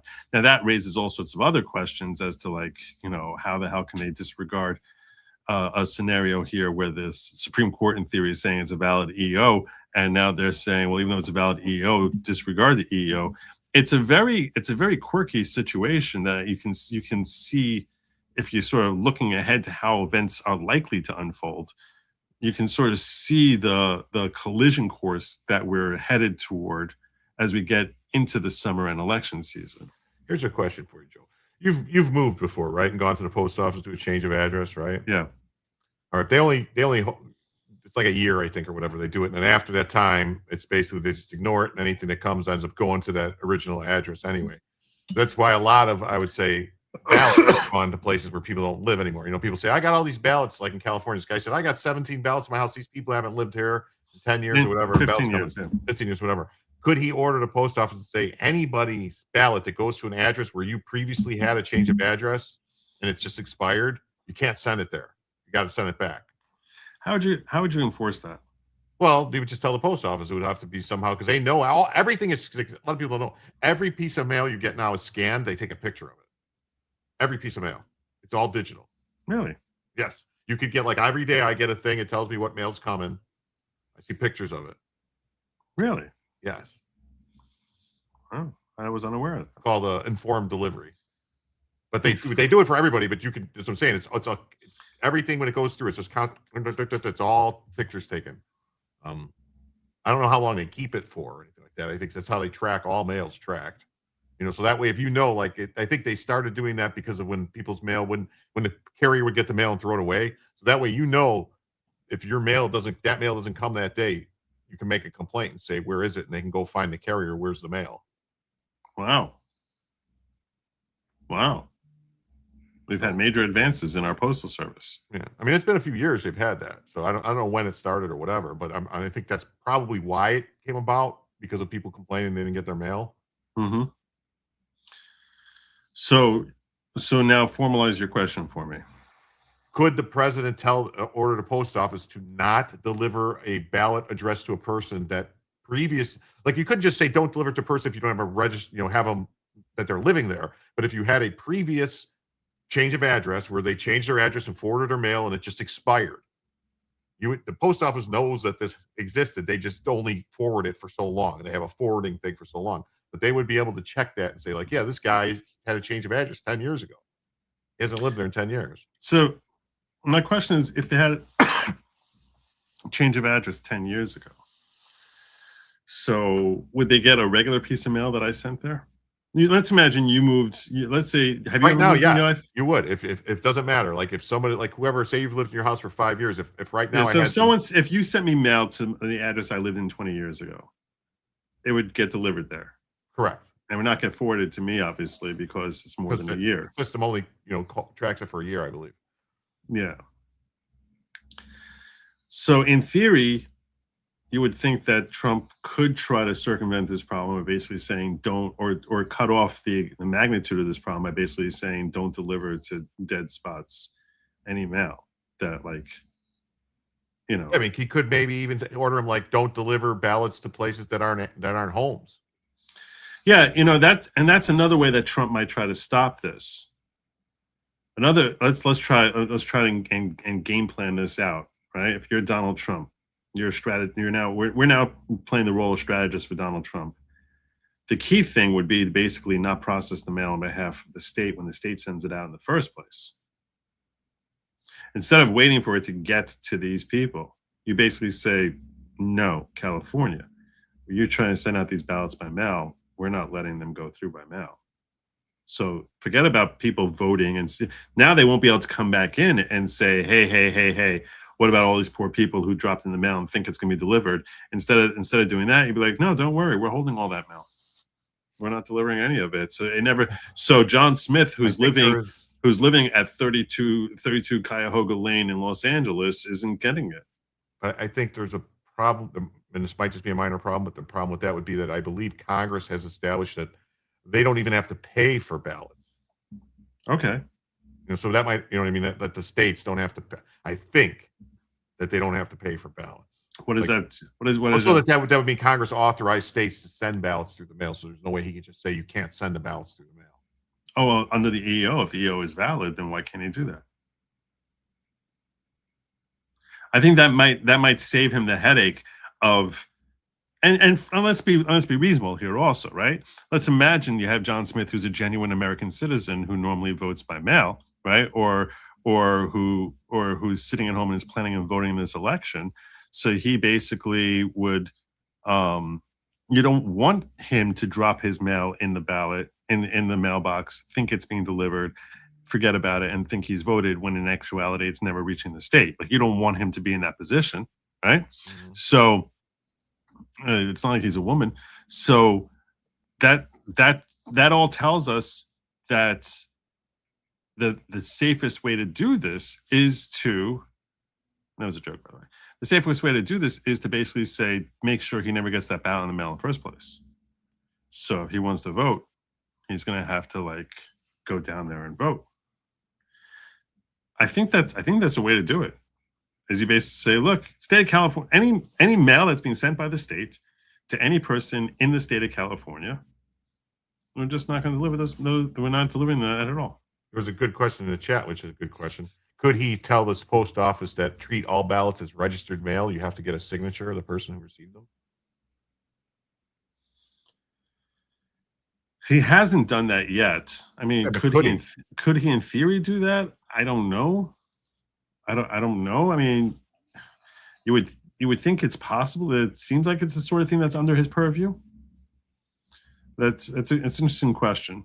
I mean, I don't know if that would stop what that would stop, but it might show you that, oh, well, this one guy signed for 40. Well, that would stop. That would, in theory, stop you from having mail being delivered to a dead address. But yeah, I think it's much safer to just say, look, these states, they didn't comply, so we're not letting their mail out ballots to reach their intended victim, their intended voters. What do you think is going to happen with the case about you think the Supreme Court's going to rule that it's election day and it has to be done by election day? Yeah, that's what I think. Yeah, I think I think there's a really good chance that the election day thing is gonna hold up. I'd be surprised if it doesn't. So, yeah. Let me just check if anything else is going on here. Can we require that Uzelian asks, can we require them to renounce their U.S. citizenship if they seek Canadian or other citizenship? I would say to you, I'd like to see that. I don't know if there's an existing statute to that effect, but I'm saying is that's why I said when I'm declared master of America and not confined to the limitations the constitutional limitations. And when that day happens, that I'm unanimously decided to be master of America, and I'm not conscripted by the Constitution. I think at that point in time, I will implement that, and I'll take all your other recommendations. If any of you have recommendations as to what changes you'd like me to effectuate on that day when I am unanimously voted by every American to be master of America, I will take your suggestions very, very seriously and consider whether or not. I put one of my suggestions for what you can implement in the private chat. Did you? Yeah. So did I miss that in the private chat? I gotta take the dog out, be back in 5? No, but under that. That was before the show started. Chip Roy files bill to denaturalize, deport Islamists and Marxists. Yeah.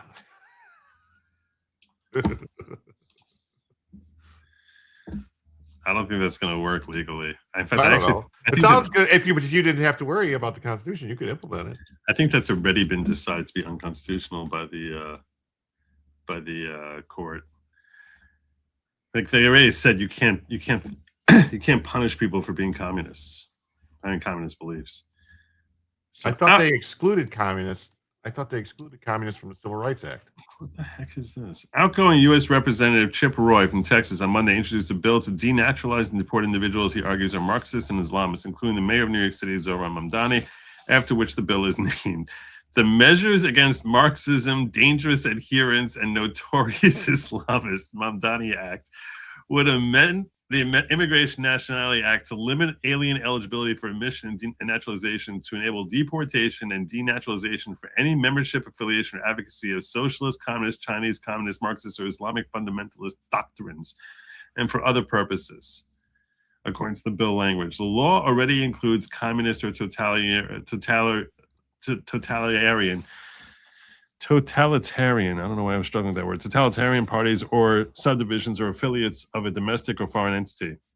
The bill would amend Section 212 of the law to include the Chinese Communist Party, Socialist Party, Islamic Fundamentalist Party, or any other totalitarian party. It also includes alien advocacy for socialist, communist, Chinese, communist, Marxist, or Islamic fundamentalist forms of government as conditions for denaturalization and deportation. I'm all on board here. I'm all on board. The bill, which is not expected to pass the House or Senate, also would amend the law to deny U.S. citizenship or entry to any non-citizen who's a member of a socialist, communist, CCP, Islamic fundamentalist, or advocates for any of the foregoing. Why do we continue to import people who hate us, Roy asked in a press release announcing the bill, not just for the last 6 years, but for the last 60 years. Our immigration system has been cynically used to disadvantage American workers' competitiveness in favor of mass import in the third world. This has not just led to higher crime and lower wages, but also the promulgation of hostile ideologies fundamentally opposed to American values. The bill deploys new tools to fight back against the Marxist and Islamist advance that has devastated Europe and has now arrived at our doorstep, especially in my home state of Texas. Last year, Roy launched a new Sharia-Free America caucus in the U.S. House, arguing doing so is necessary to counter the alarming rise of Sharia law in the United States. Sharia is a dominating force that's not compatible with the U.S. Constitution, the Center Square reported. Well, yeah, but it's nice to sort of dream about these things. This seems far less likely than maybe being unanimously voted master of America. I think he's doing that. He put it forward because he's running for Texas Attorney General, so he probably put this bill forward. Like, look what I'm doing. Yeah. Yeah, you're saying. I mean, you'd think it would be a no-brainer, but then again, I think a lot of the problem is that most of the Democrats are now communists. So, yeah, I'm not seeing them go along with this. It's nice in theory. I just don't think it's possibly at all going to happen. John Delane saying, what about if you file W-2, you can request a ballot to file and hire a recommendation for your representation via taxation? I like it. You can request a ballot to file a higher recommendation for your representation. That you don't file a W-2, you file a W-4, don't you? Or a 1090 or whatever it is, or 1099. Yeah, something or like the form. The W-2 is what you get from the employer. Right. Right. I'm being pedantic. I'm sorry. Yeah. But when he's saying a higher recommendation, I'm not sure what he means by that. So I think he typoed in this somewhere. Maybe. I'm not sure if he means higher spelled H-I-G-H-E-R. I'm not even sure what he means here. File a higher recommendation. Oh, what he's saying, then you send in a recommendation of who to hire. File a higher recommendation for your representation. Oh, in other words, for your representation via taxation. Oh, instead of taxation, no taxation without representation. It's like, now that you're taxing me and I'm paying my taxes, so I'm recommending who you need to hire. That'd be funny, actually. That's how I'm interpreting. So in other words, when I file my taxes, let me give them a higher recommendation for who they should hire, and that way we'd have representation through taxation. That's how I'm understanding it. Okay. I don't think he's serious. I think he's making a joke. I'm reading it as a joke. Yes, I agree with you, Kimmy. The USPS is subject to executive authority. I agree with that wholeheartedly. So, yeah, I think that these senators who are complaining about this, should we look at the letter they wrote? Sure. So we said we might look at it, and we got a minute. All right. This is their letter.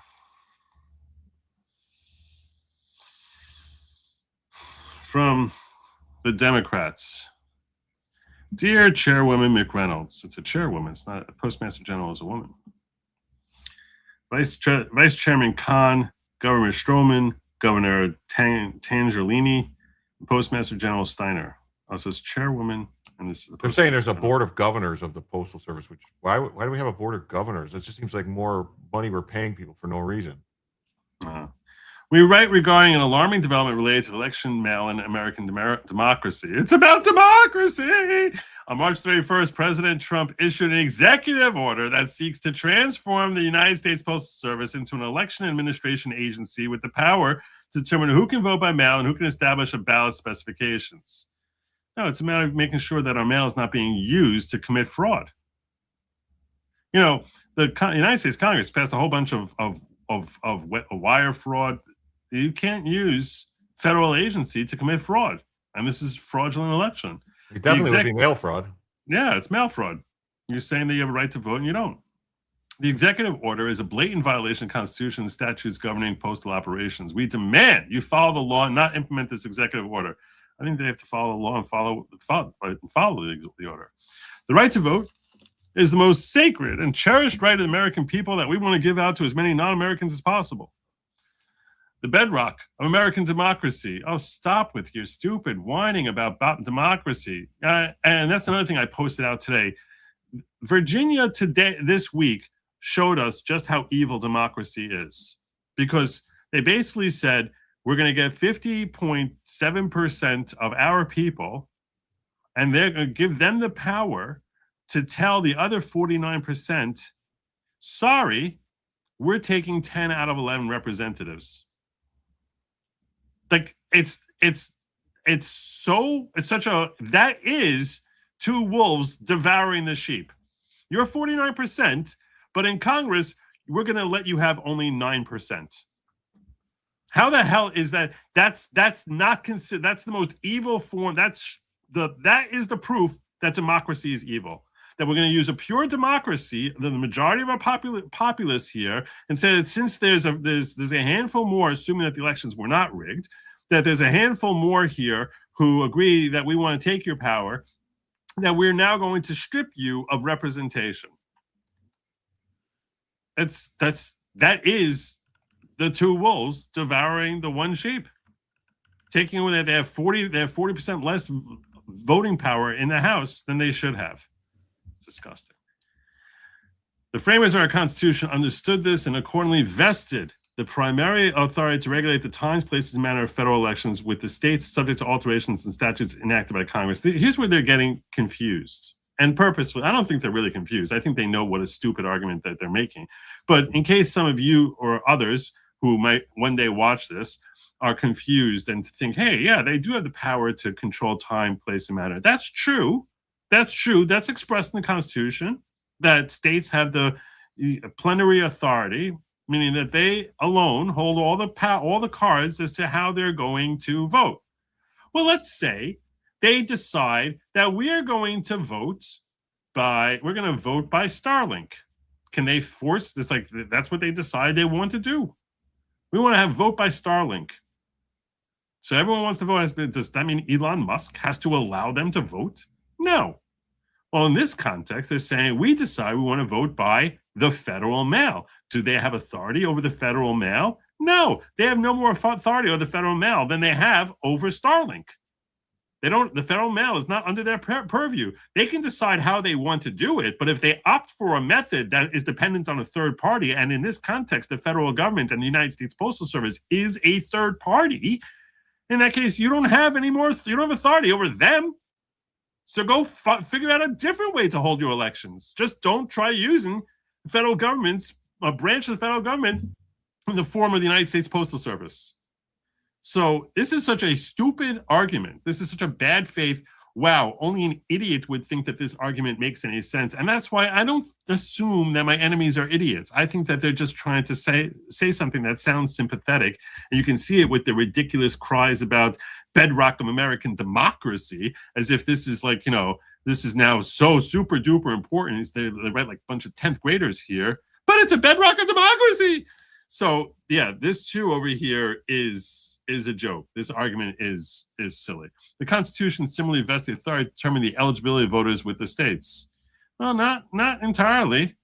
Not entirely. That's for your own personal state elections. That's not for federal elections. Constitution provides no role for the president in regulating federal elections. He has a role in executing our laws faithfully. And no statute delegates the president any authority to regulate elections or voter eligibility, either including via USPS. He's regulating fraud, not the election. Yeah, he's regulating fraud. By issuing the executive order, however, the president is attempting to unconstitutionally consolidate power to personally regulate American elections. He's looking to make sure there's no fraud. And I think that sounds like actually what he's supposed to do.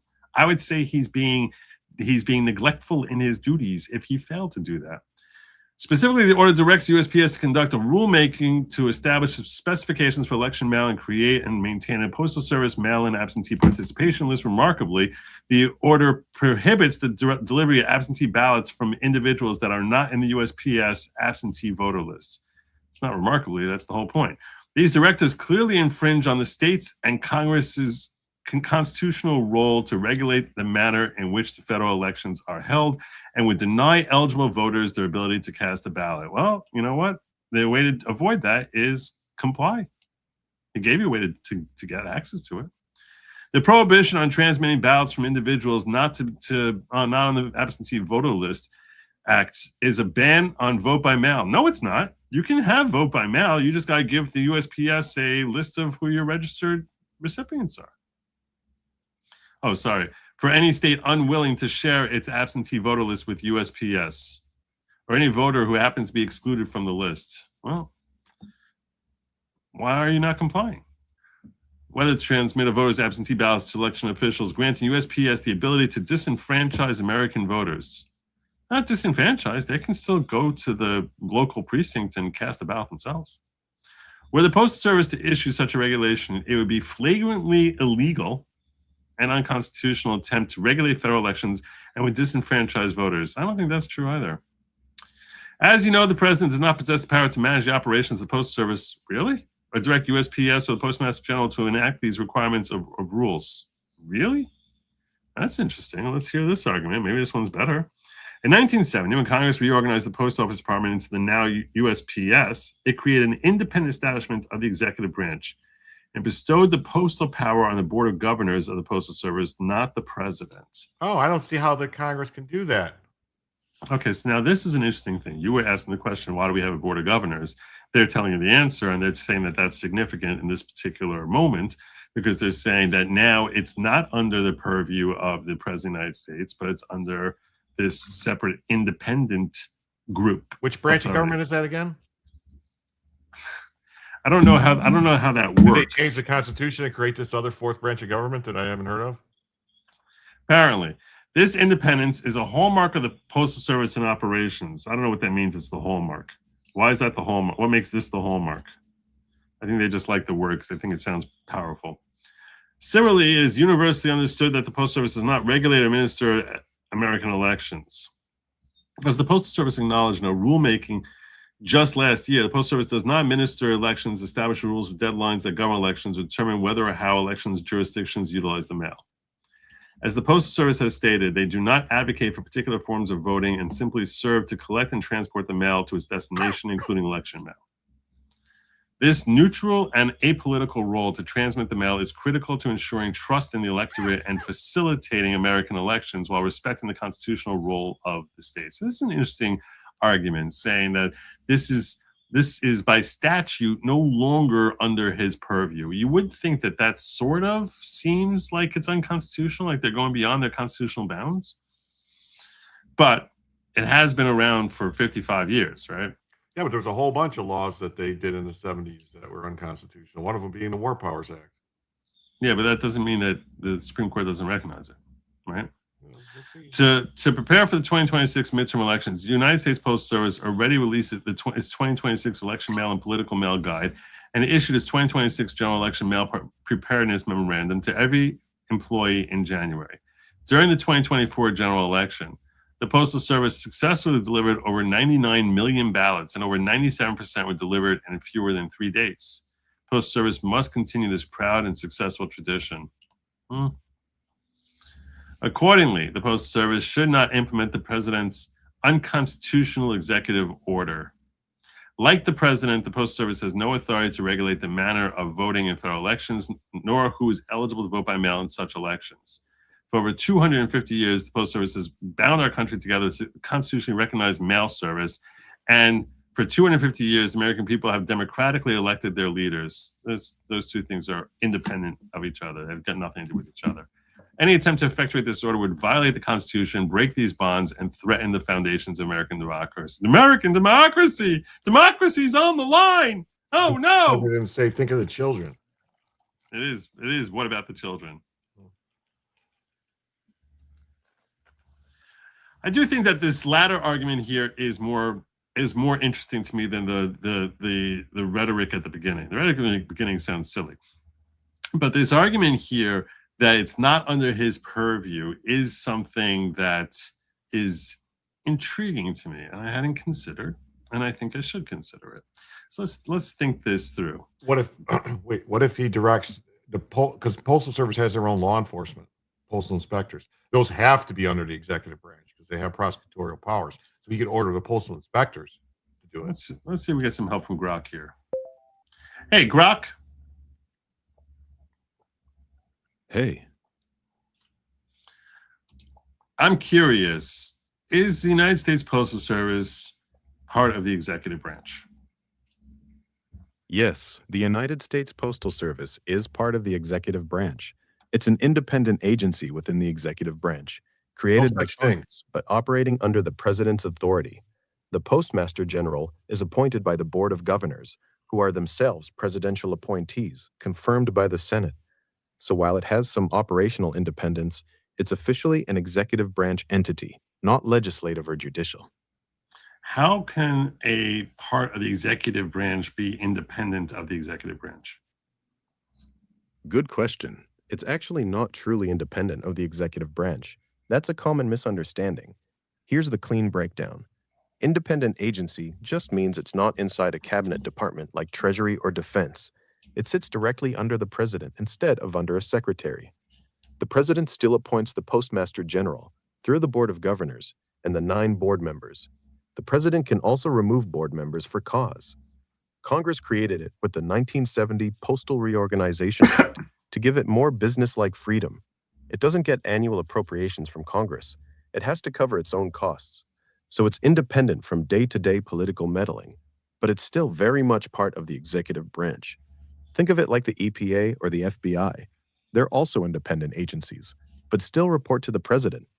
The term independent is more about insulation from routine politics than real separation from executive That's power. another way that the Marxists are changing the language, because when it's independent, it means it's not a part of an agency or a cabinet position or a cabinet agency type of thing. They've changed that to mean like, no, that means it's not part of the executive branch. So that's probably the same thing as the Fed. It's actually just, it's in the executive branch. It's not independent. It's just not. It sounds a lot like the Fed. Yeah, exactly. It's the same idea. Both the Postal Service and the Federal Reserve are called independent agencies for the same reason. Congress wanted to protect them from day-to-day political pressure. Quick comparison. Postal Service, independent so politicians can't force it to deliver mail for free or mess with rates every year. Federal Reserve, independent so politicians can't print money. Yeah, I don't care about the Federal or cut Reserve. Let's interest. stop talking about them for a moment. But I want to focus on this Board of Governors. So do they have to answer to Trump or not, since he's the head of the executive branch? Yes, they do answer to Trump.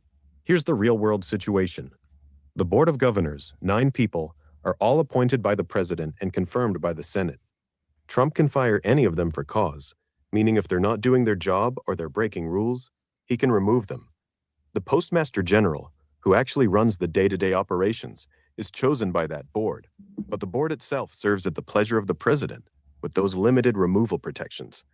So even though the Postal Service is structured to be somewhat shielded from politics, Trump, as head of the executive branch, still has ultimate oversight over the board. He can't micromanage daily mail delivery, but he absolutely can replace board members if he wants to change direction at USPS. Bottom line, they're not free agents. They ultimately report up the executive chain to the president. We already know that the Supreme Court thinks all of these limitations on the president's ability to fire people are crap. Congress doesn't have the authority to do that.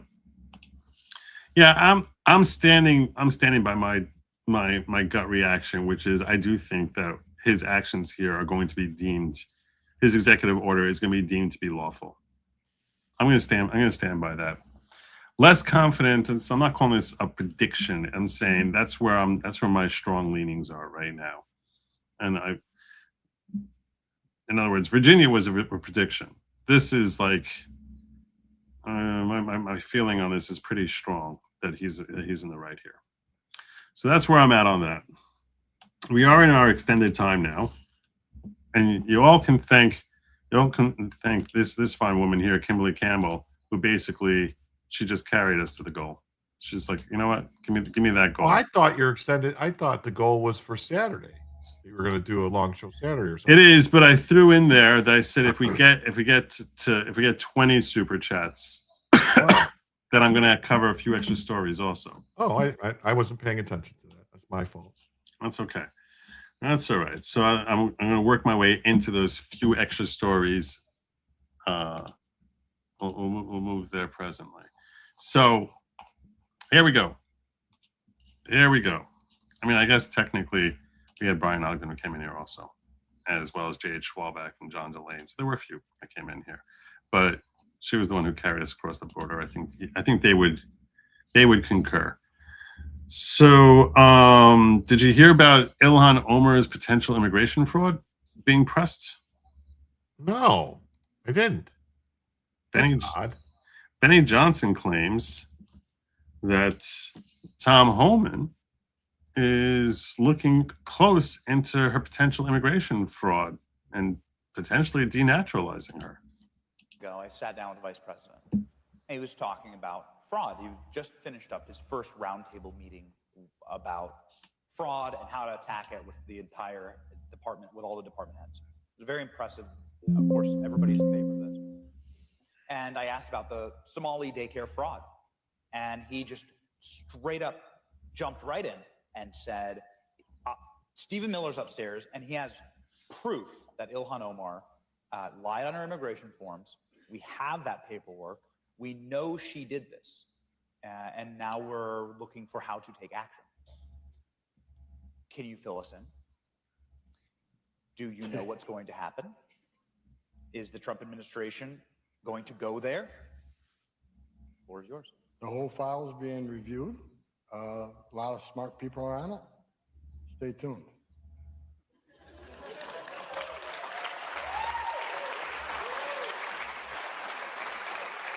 Could you color for us what of the elucidated fill the lines in there are that it could be? Because I cannot get ahead. There's like a lot of potential things that could have been there. I can't get ahead of the investigation, but I know that some of this. I know people that are involved in the review, and they're really smart people, and it's in good hands. All right. Now, I will say that this is a little bit of a dangerous road to go down. Because this is something that if you try to get her denaturalized, she becomes a martyr, right? I mean, that's what's going to happen. That's the reality. I don't know. Homan might just be being cute. There might not be. He's just saying, "Stay tuned." He might not know anything. I hope it's true, but I don't know. Yeah, I feel as if that there's a very big risk that she becomes a martyr, if you fail, meaning if it's not deemed legally proper to denaturalize her, she becomes like a heroic figure, right? I'm being realistic here. She becomes a heroic figure. So it's a sort of game you don't want to play unless you know you're going to win. Because if you lose here, if you win, great. If you lose, that is a level of egg on your face, which is hard to remove. And maybe Trump will be doing that and thinking about doing that in the end of the year after election season. But I think that playing that game now is a very, very dangerous game, because if you lose and that loss comes in October, she becomes like this cause célèbre. She becomes like a real celebrity, like she's the martyr who was wrongfully.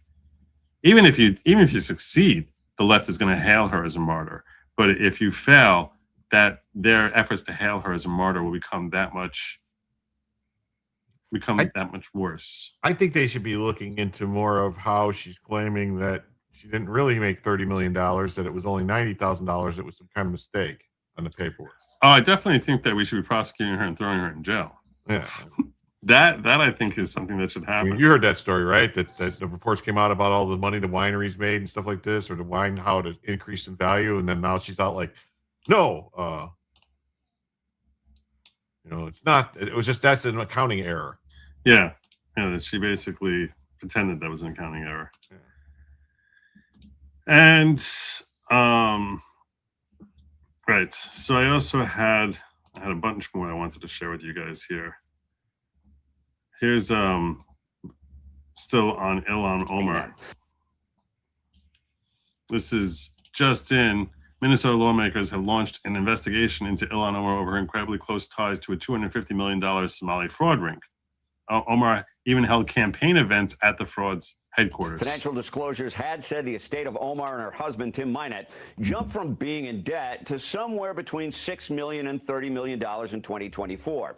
They amended their financial disclosure and released it to show the estate is really somewhere between $18,000 and $95,000. Which that we heard about yesterday. The discrepancy as much as $29 million on an accountant who did not subtract the liabilities of Minett's businesses. And this is the same congresswoman who championed the Meals Act. That was the COVID relief program intended to provide food for poor kids. There's no way that possibly happened. There is no accountant. Although I saw someone joke that maybe the accountants, it seems like the accountant went to the Leering Center, and that's where they learned accounting. But there's no way an accountant would make that mistake. That's not possible. Suffering during the pandemic. Republicans. It's not. Unless there's some shady stuff that they're doing deductions on that really aren't deductions. He's like, no, do this way. There's no way.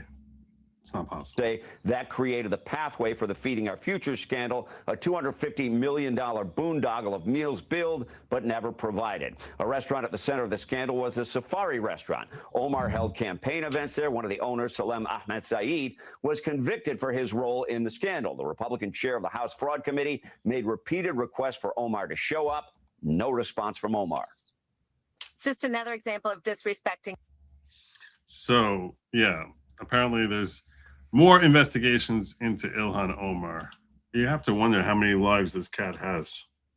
Because, my God, she seems like impossible to kibosh, doesn't she? What else did I have for you? Oh, yeah. I saw this thing from Jeremy Boring that I wanted to get your thoughts on. Okay? I never really thought about the language. What? Hold on 1 second. Did they actually try to claim that he has over $29 million in liabilities? Apparently. I don't believe it. I don't believe it. It's not possible. It's not possible. None of this makes any sense. That would mean like loans and stuff, right? They owe money on stuff. So that who loaned him the money? Is that a scam? Is it just like these loans that they gave to Biden, where they give him a loan of money and they don't have to pay it back? It's not possible. It's not possible. Here's the thing. If there was 29 million, no one would be making only $100,000 on $30 million coming and going. No one would be doing that. It's not. If you told me that she made $1.5 million, that they made $1.5 million on $30 million coming and going, I'd be like, okay, that makes sense. No human, no employee, no business model, nothing. No one has ever made $100,000 on $30 million with 29.8 going out and 30 million coming in. That doesn't happen. So, yeah, there's fraud that's going on here. Now, maybe you have business expenses where, like, out of the 30 million, when they talk about the expenses, like the company itself, is paying salaries, or I have no idea. I haven't seen her records. I'd sort of like to take a look at her records. Is that public record? Well, her finances are supposed to be public because she's a congressman, so they're supposed to be filed and all. Like that's, I think they're supposed to be. I don't know, but I don't believe none of them anyway. They're all finding ways to cheat. There's different things they do. Yeah. None of it makes any sense. But I expect that we're going to hear more about this as it goes on. I just feel like I don't want to have every day of the week being Ilhan Day. I think people get tired of it, which is why I didn't want to make the show about that. This is sort of like our extended time coverage, so that's why I'm sharing that. And part of my extended time coverage is this interesting breakdown, this 90 seconds from Jeremy Boring, where he's talking about the language, the mental trick that some of the woke right grifters use in order to make their claims sound far more compelling than they actually are. And I thought this was, I'm very fascinated by how our minds work and understanding that on a deeper level. And I think he's touching on something here that makes some sense. So I wanted to get your thoughts on it. Here he is opening his monologue on the war in Iran. Quote, he's talking about Tucker Carlson. It's universally recognized at this point, pretty much, that continuing this war with Iran is not in the identifiable interests of the United States. And here he is later in the same broadcast on the killing of children in Gaza. Quote, "It was done on purpose, obviously. Universally recognized, done on purpose, obviously." This is what's known as epistemic closure, language that signals that the question has already been settled. So asking for evidence feels like you're the one who's out of bounds. One claim dressed in consensus, one dressed in self-evidence, no source, no evidence, no I believe, no it seems to me, just the layered assertion of a man who simply knows things, telling you that now you know them too.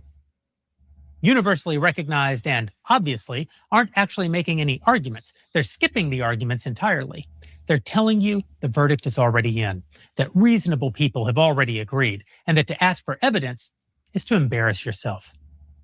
My team analyzed. And that's an interesting thing, that the point is to shame you from asking questions.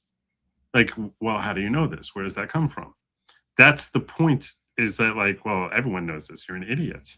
It's to make you feel like you're a fool if you question the legitimacy of their claims. This way, I don't have to prove my claims. I can just tell you, that everyone understands that there's no podcast. Everyone understands there's no podcaster who has nearly the talent I have. And it's like, wait, you're questioning that? And by throwing it out there like that, you're sort of framing it as, this is, if you're questioning it, that makes you the jackass. And I think it's a very interesting thing as far as understanding how our minds work. And I think that he's onto something here, that this language trick is purposefully designed in order to start from a position of authority. It's to make you feel as if you have no choice. And the interesting thing about it is you're learning information and then accepting it as gospel the moment that it's coming out of his mouth, because he's framing it as if this is, what you would accept as gospel truth. 23 episodes of Tucker's show, we found hundreds of examples of this kind of language. Obviously, clearly, of course, everyone knows. It's a pattern. It's delivering a verdict with no detectives or lawyers or jury. Who needs proof? Everyone knows. There's a well-documented effect behind this. It's called the illusory truth effect. The more often you hear something, especially something stated with extreme confidence, the more likely you are to believe it, whether it's true or not. So what are your thoughts? I mean, I agree with them. It's how he's basically not asking questions. He's making statements, and they're meant to just stop debate. Right. It's the conclusory nature, but it's not just conclusory. It's conclusory combined with the assertiveness of, like, who still questions that? And when you do that, like, and we've seen people on the other side of the aisle do this a lot. This is why it's sort of embarrassing to see so many people who, supported Trump fall for this nonsense, because we saw these tactics employed by the left over and over again. I'll give you a case in point. COVID treatments, right? It's like, well, this is the science. Trust the science. Like, what is, but it's like, why would you even question that? Like, are you an epidemiologist? Do you know better than Dr. Fauci? Have you studied medicine as long as he has? And it's like that position of authority, but it's more than that, because it's in trust the science is implying I need to convince you to trust the science. This is like, although built into that is, this is what the science says, even if the science doesn't say that. Even if but we saw with climate change also, right? It was like, boom, overnight, if you didn't trust that climate change was real, you were an idiot. I had someone once ask me, like, when I was questioning climate change, this is, going back 10 years on, as I was just going on Threads or whatever, and just, I don't remember the name of the site that I used to blog on from time to time. But that's where I first saw that's where I first came across Michael Tracy. But they, I said, I don't think climate change is real. And I had someone respond to me, really? Do you believe in gravity? Like, it was so obviously true because everyone had just accepted it. But here, you don't even have this broad consensus. You just have a couple of people with very broad base of listeners who basically saying this is what's accepted as truth. So now that has to be your truth. Otherwise, you're a fool. You're blinded. You're a sucker. There's something wrong with you. And we see this on and on and on. We're seeing it with Tyler Robinson. We see it with Iran. We see it all over the place. And it's something that part of the reason I wanted to share this clip with you was because I think this is the sort of thing that once you see it, once you hear it expressed like this, you can now be more informed. You become more alert for it, more alert for people who are speaking in that type of tone, to recognize that these are not people who have truth on their side. These are people who are insecure that they lack truth on their side. They don't want to go through the actual hard work of proving the point that they're making. So instead, they cut to the chase and tell you this is what these are facts that anyone who knows anything knows. And in trying to bake it in that way into your psyche, the objective is to try and make you never question their dogma. And it's no different from any other dogma, but this is their dogma that they want you to accept as being truth. So I wanted my audience to be aware of this, because I think that now when he frames it in such a way that I think it's easier to actually identify it when you see it next. So that's why I really wanted to share with y'all. What else did I have for you? I did have more on the Southern Poverty Law Center, which where is this?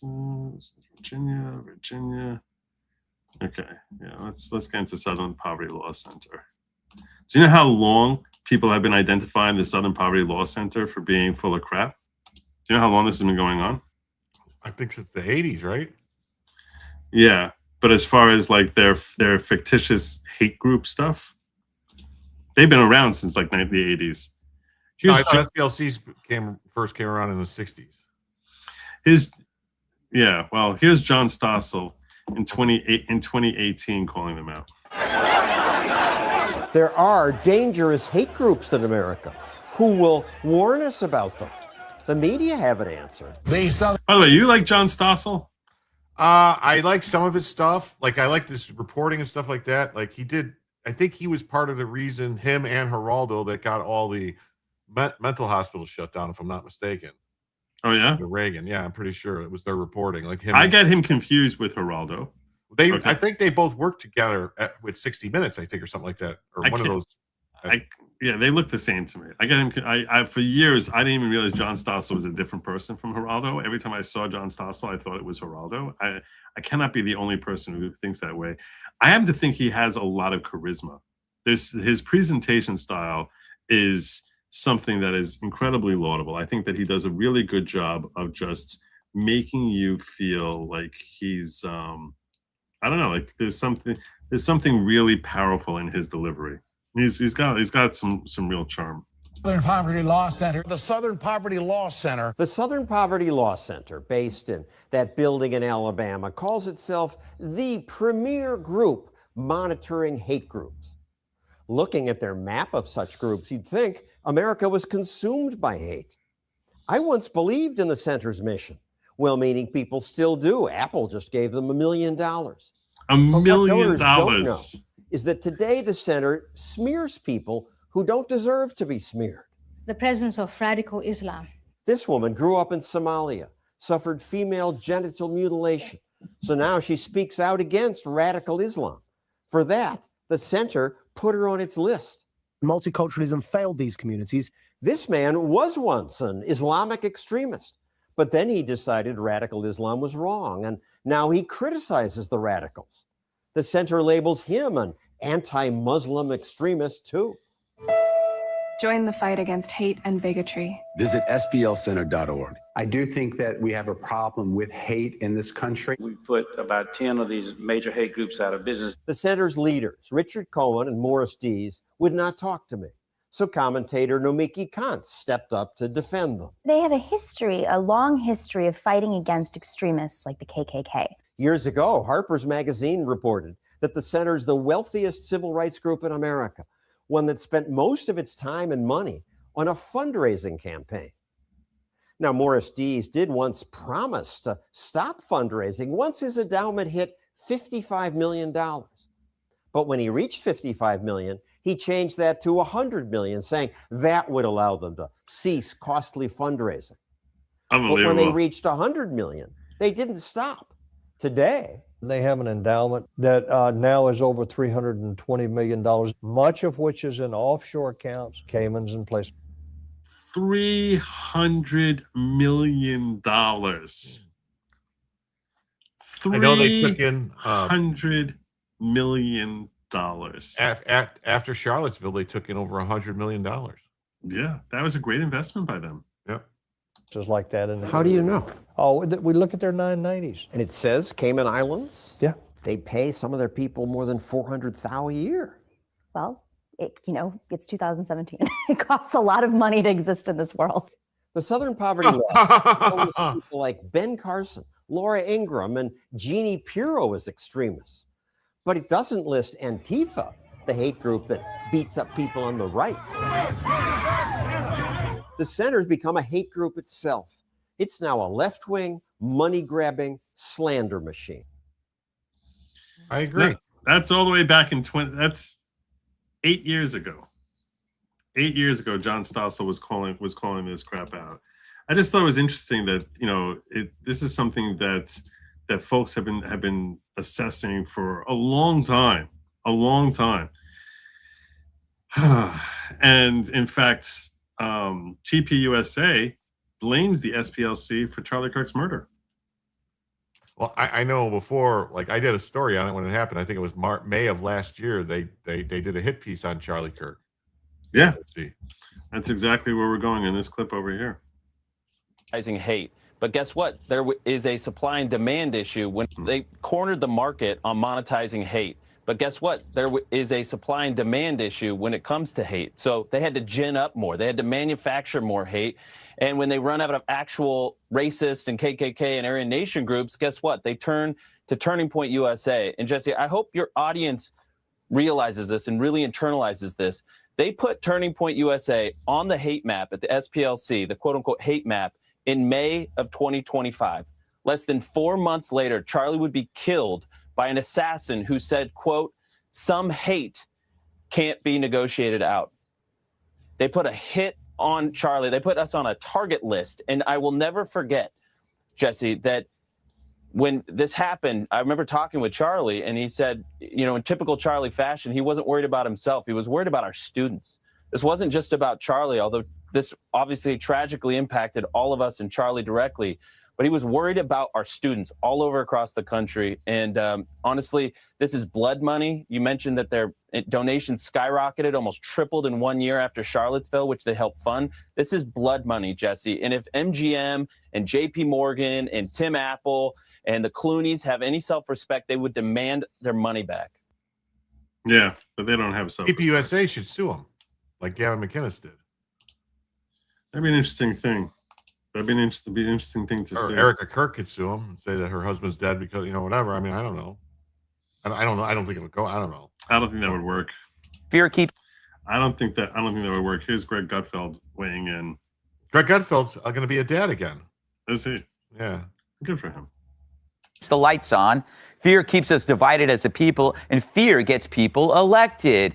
And that's how you get this. From white supremacy is the most lethal threat to the homeland today. Not ISIS, not Al-Qaeda, white supremacists. No matter what This speech right here, I will never forget the rest of my life. The hate that he expressed, I felt it was pointed at me personally. When he's talked about Ultra MAGA and this speech right here, I will never forget, ever. And I will never forgive him for this. white supremacists and the extremists say as the most dangerous terrorist threat to our homeland is white supremacy. To be the most lethal terrorist threat to the homeland today, white supremacy. So we knew this was hate-filled And now we know the SPLC helped to fund it with the Unite the Right rally, which gave us the Fine People hoax, where Trump was accused of equating Nazis with peaceful protesters. And that's the thing is they gave legitimacy to Biden's crap by funding this BS, this stupid Unite the Right rally. You think they funded? Remember when those guys with the tiki torch went to go by Youngkin's bus? Would you think they were behind that too? I don't know, but this whole tiki torch thing, it's like, you know, they don't name anyone from, and someone pointed out, they don't name anyone from this. So are they all just actors? I have no idea what the hell is going on here. Yeah, we never did find out any of the people with tiki torches. None of them were exposed. No one ever doxed them. None of them. Like the people that would do it, the left is like, no, we know who those people are. They're ours. So to repeat, the entire narrative of Biden's candidacy was based on a hoax created by a left-wing group, then protected by the media, who did no investigation into who he's about to make that point now. These haters were. The media is oddly incurious, in addition to corrupt and stupid. We never found out who those people with the torches were, did we? Yet the same mob was able to track down Jan's 6 grannies, which is why it's not just about the SPLC. It's about politicians who embrace them, the corporations that donated to them. Hell, Apple gave them $1 million. So did George Clooney. And then there's the media outlets who needed to make the lies. And George Clooney is scum. True. So they can say it's racist to deport people in the country illegally. So that everyone in the next Star Trek is trans. And that hiring based on merit is as out of date as the canned beans I donate to food drives. Wait, what? Of course, these allegations. Wait, he's donating botulism? Yeah, I don't know. I guess. That was a very subtle joke. Will have to be proven in court, but the plot is exposed. Fact is, America is one of the least racist societies in human history. And that's bad for business if your business is racism. Another thing a lot of people don't realize either, Joe, is like the SPLC, they classified like Islamic terror attacks as right wing. Did they? Yeah, because they're conservative. They're conservative Muslims. You know, like the Wahhabis are conservative Muslims. You know, yeah, Islam, that's very conservative. Yeah. Yeah. And Melissa Tate shared out a flashback of Nick Fuentes discussing going to Charlottesville for the Unite the Right rally, which is now being revealed to have been funded by the SPLC. That's why I started the show off with a little clip of him walking out, because I am fairly convinced that he got some of that SPLC money. What we're doing with Unite the Right is let's put every important person in our movement in one place, and everyone sees us as a threat to civilization. I mean, isn't that kind of worrisome? I don't know. I mean, I hope I'm not concerning people. I'm still going to go. You know, you can't live your life in fear, but you think of it that Kessler, Enoch, Spencer, James Alsop, Baked Alaska. I mean, like everyone's going to be there. Sam Hyde, Lauren Southern, people from Rebel Media are going to be there. And I don't know. Is that a great idea? I don't know who thought it'd be a great idea. Like, hey, let's all. The SPLC thought it would be a great idea. Everyone thinks we're Nazis and bigots, and let's just go in the middle of an open field, all the important people. Look, The important people. Yeah, you're very important. I understand the importance of rallying the troops, building the morale, uniting the right. That's why I'm going, but I am a little worried about that part of it, that you might get some nut job, some Travis Bickle LARPer down there with some bad intentions and some bad ideas. No, he's a LARPer himself. So there you go. There you go. I just wanted to, these are the, I'm sharing with you all now. I'm cleaning out the reservoir of the interesting clips that I found that I was like, I really should be sharing this stuff with my audience. It reminds me, I had a few more here that I wanted to pull up here before we get on out of here. What do I have here? What do I have here? Oh, while we're dealing with Nick Fuentes. This was astonishing. I don't know who put this together. I don't know how they put this together. This blew my mind, just how tailored his language is and sounds exactly the same as Anna Kasparian. Unbelievable. You're not, Jim, are you ready to be shocked? Yeah, go ahead. All right. Shock me. I'm going to shock you. This is crazy. Our country is under a hostile occupation. Israeli occupation of the United States government. Israel controls our government. Israel controls our government. Control and influence and manipulate our system. Ruled and controlled and manipulated by the nation state of Israel. They are vampires. They suck our blood. They suck the life out of this country. We cannot be slaves to Israel. I'm not a slave to Israel. Iran does not have a nuclear weapon. Iran did not have a nuclear arsenal. The supreme leader of Iran promulgated a fatwa. He had to put out a fatwa against nuclear weapons. Isn't this crazy? It's crazy. We had to join Israel's war of choice. A war of choice. That's what this is. The real threat to America is from Israel. Our alliance with Israel as an existential threat to the United States. They will nuke the entire world. Israel is the biggest threat to world peace. Let us never forget who the real enemy is. The enemy is Israel. We need to decouple from this country. We need to decouple. Decouple. Let's separate. It's almost like she's like, wait, what was the next thing I was supposed to say? It's like he's feeding her the lines. We need to free America from this sick, perverse, parasitic organism that has attached itself to us. Foreign nationals leeching off of public services. The pariah state that has leached off the American people. It's not just Netanyahu. On some level, it is the Israeli people. The behavior of the Israeli government and, quite honestly, the vast majority of the Israeli population. They dehumanize us. They don't see us. I don't see Palestinians as human. I'm an awakened Goy. Jewish people think they're better than everybody. And you think you're better than everyone else. You know, the Jews do this. Yes. Go the fuck back to Israel. Go back to Israel. Greater Israel.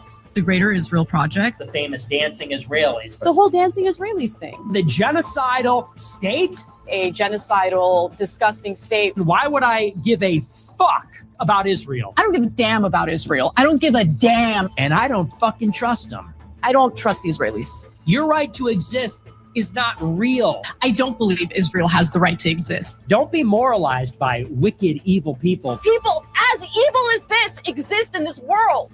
God's chosen people rejected their own Messiah. You think you're God's chosen people when you act like absolute demons. That blew my, I don't know. They did that so well. That was crazy.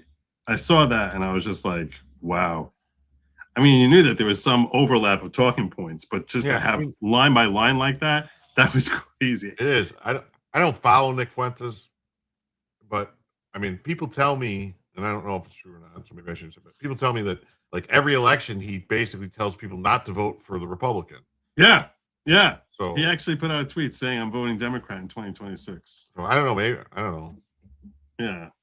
He's voting Democrat in 2026. He probably voted Democrat every election. He said, don't vote for Trump. I mean, come on. I don't know how people still listen to a guy who said, who said in October, don't vote for Trump. I don't know how anyone listens to that, but people do. People do. By the way, I have this thing here on talk about other rhinos. I missed this when you said this. I'd seen it and I didn't really understand what you were saying, Richard. He asked, did I ignore my suggestion or did I miss it? I did not address, and I apologize. I was wrong on me, Richard. I'm sorry for that. Limit students, China and America equals America and China. I don't know what you mean by America equals America and China. I'm all for limiting how many Chinese students are able to come here. This is an area of policy that I disagree with President Trump about. It's all about, let's bring in as many foreigners to our school system as possible. I don't understand that at all. I disagree with him on that policy. I think that's crazy. But he thinks it's bettering America by bringing in talent and importing talent from across the world. I think that we have plenty of talent domestically. So that's an area where a policy that I disagree with Trump, and I agree with you. We shouldn't be limiting students. We should be like saying no more student visas. I saw something else. I don't know if it was a So I apologize Bill, for missing your chat earlier. Or an executive order or something, like I believe it was an executive order, or it was directing the State Department to tell, like somebody to tell the State Department to stop issuing the visas, the letting the Chinese come into those islands and have the babies and leave. Yeah, you're saying the birther tourism. The birth tourism that's happening in, like, I think in like Saipan. Yeah, in these American territories. Yeah, in American territories, are like telling you, because that's something that you can just stop. You're like, no, you're letting them fly in without a proper visa, and the visa, you know, basically you should say no when they come in. You see they're pregnant, you tell them no, turn around. Yeah, that's so that would be the way to handle it. That would be the way to Marshall handle Islands, Saipan. Yeah, it's all right there, all around. But the problem is, it's not just Democrats; it's Republicans also. This came out today. Rhino betrayal exposed live. GOP Representative Mike Lawler gets absolutely hammered for voting with Democrats to shield 350,000 Haitian migrants under the abused temporary TPS scam. He's parroting the cheap labor lobby script, claiming our entire healthcare system would collapse without flooding nursing homes and disabled care with third world workers. Tommy Lahren drops the hammer. It feels like we've become a hotel for the third world. Brandon Gill calls it exactly what it is. The lobbyists running DC one-on-one to force amnesty. Straight up uniparty mass replacement. TPS has been weaponized for years to sell out we the people. No more excuses. It ends now. Here's that election. Here's that vote which fell thanks to these 10 Republicans who suck. Unbelievable. But it doesn't really matter what they did anyway. It's not going anywhere. They ain't going to pass in the Senate, and Trump doesn't have to sign it. It's just a reflection of who these people are. Oh yeah, yeah. But that's the thing, is they voted this way knowing it's not gonna pass. Yeah, what are they? This is a big FU to everyone. Like, these people who voted for this, there's not any chance. They better be getting primary. Yeah, but that doesn't. I don't know. It doesn't seem to happen nearly often enough. I'm glad you are. To extend temporary protective status for hundreds of thousands of Haitian migrants living in the U.S. This comes just weeks after an illegal alien from Haiti allegedly killed a woman in Florida with a hammer. I can't show this. I can't show this moment here. No, they blur it out. They blur it out. With it blurred out, I can show it, you think? Yeah, I showed it on my show, yeah. Yeah? You didn't have a problem? No problem. Okay. He's about to smack this woman. He's about to kill her. It's all blurred. You're not going to see. He's about to kill her with a hammer. He just runs up to her, hits her with a hammer in the head. And this happened not far from me. Oh, yeah? Yeah. Congressman Brandon Gill joined us last night and had this to say about that House vote. There is a very large cheap labor lobby in Washington where businesses will come and they'll meet with members of Congress individually. You hear members of Congress actually on both sides of the aisle who have said that the healthcare system in the United States will collapse if we don't give amnesty to Haitians. All right, Congressman, you knew this was coming. I want to give you a chance to defend this position. I know that you have. I want to say I have respect for the fact that you have Haitians in your district. I respect the fact that you have Democrats in your district. I know that unlike some, you are in maybe a difficult position. I didn't watch this yet, so I'm curious to see what this schmuck says. This is obviously Mike Lawler. However, perhaps I'm misunderstanding the temporary part of the temporary protected status. It feels like this is never ending. It feels like we've become a hotel for the third world. I'm fired up about it. I'm not happy with it. So I want to give you a chance to explain why you voted the way you did. Well, I appreciate it. A few things. Number one, we're all in agreement that the Biden administration's policies were disastrous and needed to stop. Yeah, but you suck at trying to actually effectuate their removal. President Trump ran on securing the border and won on that. He ran on deporting criminal aliens. Hold on one second. That is exactly the problem with Republicans, the establishment Republicans. We agree that what they were doing was bad and they should stop, but never go back. They've never go back. That's the thing. It's like Michael Malice. I don't know if you know Michael Malice had a great saying. He's always like, Republicans are just Democrats driving the speed limit. They don't break, like, just go. Yeah, you're right. They do not, like, he's fine. Just don't let, so as soon as the next Democrat comes in and starts doing it again, they go, oh, they're stop doing this. We need to stop them again. And it's just. But never undo it. Never undo it. Yep. We are fully in agreement on that. I want to end illegal immigration into this country. TPS, you are correct, is supposed to be temporary. TPS was put in place for Haitians going back to 2010. It was extended numerous times. not just because of natural disasters, but because of political unrest. Their president was assassinated in 2021. So, and it has created a real crisis. Wait, that means because our president was almost assassinated in 2025. You know, Trump almost got shot. That means we should be able to get TPS somewhere, right? it's the stupidest thing in the world. Who cares? Who cares? Why is that relevant to anything here? It's not relevant. Control of Haiti, and you have gun trafficking from Miami into Port-au-Prince. The State Department has said it is not safe for Americans to travel to Haiti. So it's our fault. Our fault. Guns are going to Haiti. It's Yeah, our fault. apparently. Personnel. Homeland Security says it's safe for everybody to go back. The reality is it is a disaster on Hold on. I saw those Democrats did all the things, and they had the T-shirts. Haiti is great, and what's his fucking name? Conan O'Brien, and those Susan Sarandon, and all them. Remember? It's a wonderful place. Yes, it's great. It's a wonderful place. He's full of crap, this guy. I am not looking for this to be a permanent solution. Of course you are. But I do recognize that we have a real crisis here. Number one, about a third of the people on TPS work in our healthcare system. They work in hospitals, they work in our nursing. I don't want to hear about your stupid labor shortage. No one cares. No one cares. What does he mean by work in our healthcare system? They're janitors. They're not nurses. I mean, so there was a bunch of nurses and doctors that came from Haiti, and they're here. It's crap. It's complete and total crap. Homes, they provide care for the intellectually and developmentally disabled. If you immediately cut off TPS without extending work authorization. Oh, as if 350,000 people are going to leave tomorrow. Shut up.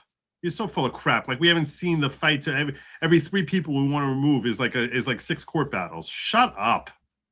While these immigration cases are being adjudicated, it will create a crisis in our healthcare system. Lie.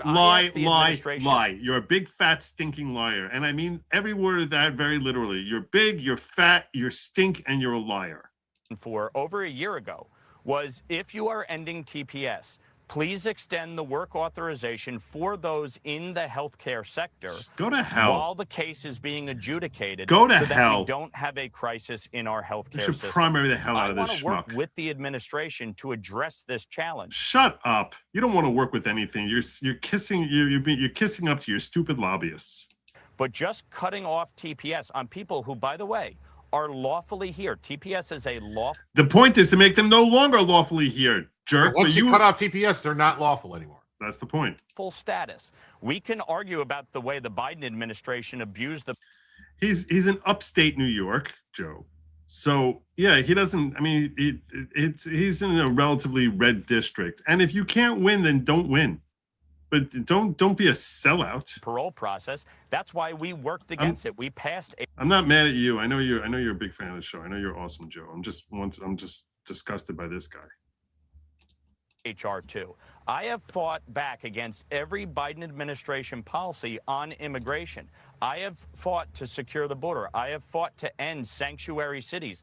I want proof of citizenship to vote, proof of citizenship for government benefits. Go to hell. But the fact is, another thing too, like Joe was also saying, there's a bunch of Haitian nurses. So that means they went to medical school while they were here in the U.S. on TPS, probably I tax dollars paying for them to go to school. This whole thing is making me even madder. Yes. Everything about his answer here just makes me, I just want to punch this guy in the face. Realistically, and not just throw the baby out with the bathwater when you are dealing with a real crisis in our healthcare system. Yeah, these are jobs Americans don't want to be nurses. I don't buy that either. This is all such crap. Such utter crap. Ugh, God. Stupid effing rhinos. Gets me so angry. Should we cover that U.S. soldier was charged with using classified information that was shared with it by Uzelian? Let's do that. I like Uzelian. This broke right before. This will be the final story before we close out tonight. I haven't seen this yet. This was shared with me courtesy of Uzelian, who's awesome. And this broke right before we came live. U.S. soldier charged with using classified information to profit from prediction market bets. U.S. Attorney for the Southern District of New York, Jay Clayton, Acting Attorney General for the U.S. Todd Blanche, Director of the FBI, Kash Patel, and Assistant Director in charge of the New York Field Office of FBI, James C. Barnacle Jr., announced today excuse me, the unsealing of an indictment charging Gannon Ken Van Dyke, U.S. Army soldier, with unlawful use of confidential government information for personal gain, theft of non-public government information, commodities fraud, wire fraud, and making an unlawful monetary transaction. The charges arise from an alleged scheme in which Van Dyke used sensitive classified information to make wagers on Polymarket, a prediction marketplace. As alleged in the indictment, Van Dyke participated in the planning and execution of the U.S. military operation to capture Nicolas Maduro, called Operation Absolute Resolve. Van Dyke used his access to classified information about that operation to personally profit. Van Dyke will be presented today before the U.S. Magistrate Judge Brian S. Myers in the Eastern District of North Carolina. The case has been assigned to U.S. District Judge Margaret M. Garnett in the Southern District of New York. Prediction markets are not a haven for using misappropriated, confidential, or classified information for personal gain. Yeah, if you want to do that, you have to be in Congress. Said it's U.S. Attorney Jay Clayton. What do you think, you're a congresswoman? Why is this the Southern District of New York? I don't know. It's a good question. Defendant, maybe that's where the markets are situated, the poly market is situated? I would think those would be out of the country. Maybe. The defendant allegedly violated the trust placed in him by the U.S. government by using classified information about a sensitive military operation to place bets on the timing and outcome of that very operation, all to turn a profit. Clear insider trading and is illegal under federal law. Those entrusted to safeguard our nation's secrets have a duty to protect them and our armed service members, and not to use that information for personal financial gain. They're not charging them with insider trading, correct? Because they're not regulated markets. Yeah, I don't think so. Our office will continue to hold accountable those who misuse confidential or classified information in a way that undermines and exploits our national security. Oh. Widespread access to prediction markets is a relatively new phenomenon, but federal laws prohibit protecting national security information fully apply. Today's announcement makes clear no one is above the law, and this FBI will do whatever it takes to defend the homeland and safeguard our nation's secrets, said Kash Patel. Any clearance holders thinking of cashing in their access and knowledge for personal gain will be held accountable. Gannon Van Dyke allegedly betrayed his fellow soldiers by utilizing classified information for his own financial gain. And FBI Assistant Director in Charge, James C. Barnacle Jr., Van Dyke profited more than $400,000 by trading various outcomes related to Venezuela after learning of the operation because of his role as a U.S. Army soldier. The FBI will continue to investigate threats to our nation's security, especially from those entrusted to safeguard sensitive classified information in military operations. Wow. This goes on for a bit. I'll tell you right now, my personal take on this is I think that this is the right thing to do. You can't let people get away with basically, you can't imagine the chaos. I think this should have been prosecuted in military courts. I don't think it should have been prosecuted in federal court in New York because he broke rule. You know, he was an active duty soldier in the military, and he broke rules in the military. This seems like they're trying to somehow tie this in some like it was illegal stock trades or something. And it's not. It's a fair point. It's a fair point. I would accept that. I think that's a fair counterpoint. I don't think he would do better there. I think he actually. No, he'd get 20 years in Leavenworth or something. He'd probably prefer this. I think he'd probably prefer this. All right, I'm gonna land my plane over here because I'm feeling like a little bit tired. All right, no problem. I thank you for joining me, Jim. Please tell people where they can find you. You guys can find me pretty much every day of the week at Jim Tells You on YouTube, Rumble, Jim Satala on X, Twitch, Kick, Facebook, Instagram, all those things. And immediately following this show, I will be going on another show on a channel called Black Angus to talk about just some news topics with them. He wanted to have me on as a guest. So should I redirect you over there? I was going to redirect over there. You could redirect there if you want, or you could redirect. Yeah, why not? Why not? Just Black Angus Reviews. It's called Black Angus Reviews? Yeah, and the picture should be of a guy from AC/DC. You know, Angus Young. Black Angus. Sure. I'm not seeing this. Black Angus Reviews.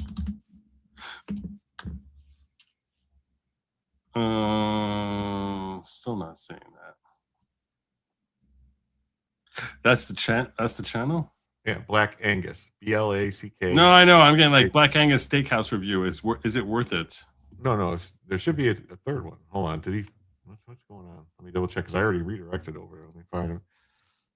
When I put it in, 3 came up.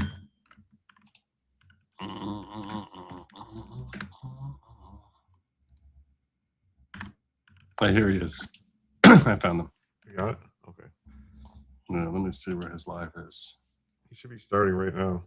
Yeah, here it is. Notify me. Okay, I got the with the bull on the thumbnail. Okay, yeah. I'll try to redirect folks over there. Let's go to customization. Redirect ad. And while I'm here, you want to give me your my what? Oh yeah, okay. I know what you want.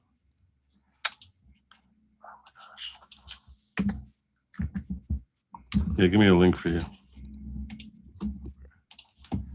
I'll throw it into the so people can find you. You put it into the chat? Yeah, I'll do it right now. Hold on. You want it in private chat or regular chat? Put it in private. All right.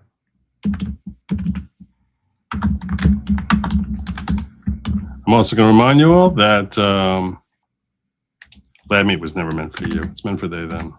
I don't even know why I still have to tell people this. I feel as if I may have said that once or twice before, but it is not meant for you. It's meant for they, them. So please make sure that you stay away from that just because it's gross, it's disgusting, and it makes me nauseous to even think you consuming it. It's really disgusting looking. Like it makes me want to retch. It makes me want to vomit. It's horrible, horrible stuff. I don't know who invented it. I don't know what the hell they were thinking. So it's not meant for you. It's not that I don't care. What is that? I love Patrick, but I have no idea. Maybe that's something. No, that's the start of his show. That's the Right. start of his show. SpongeBob. Okay, yeah. All right. Yeah, that's what we're all hearing there. All right. And I also want to remind you, do not eat the bugs. God willing, I will be here Saturday night. Thanks to your friend Kimberly Campbell, who basically said, Joe, you got to come back. So Saturday night, we're back. I look forward to seeing you all then. I hope you have a phenomenal weekend. Do not eat the bugs. Have a good night and Godspeed.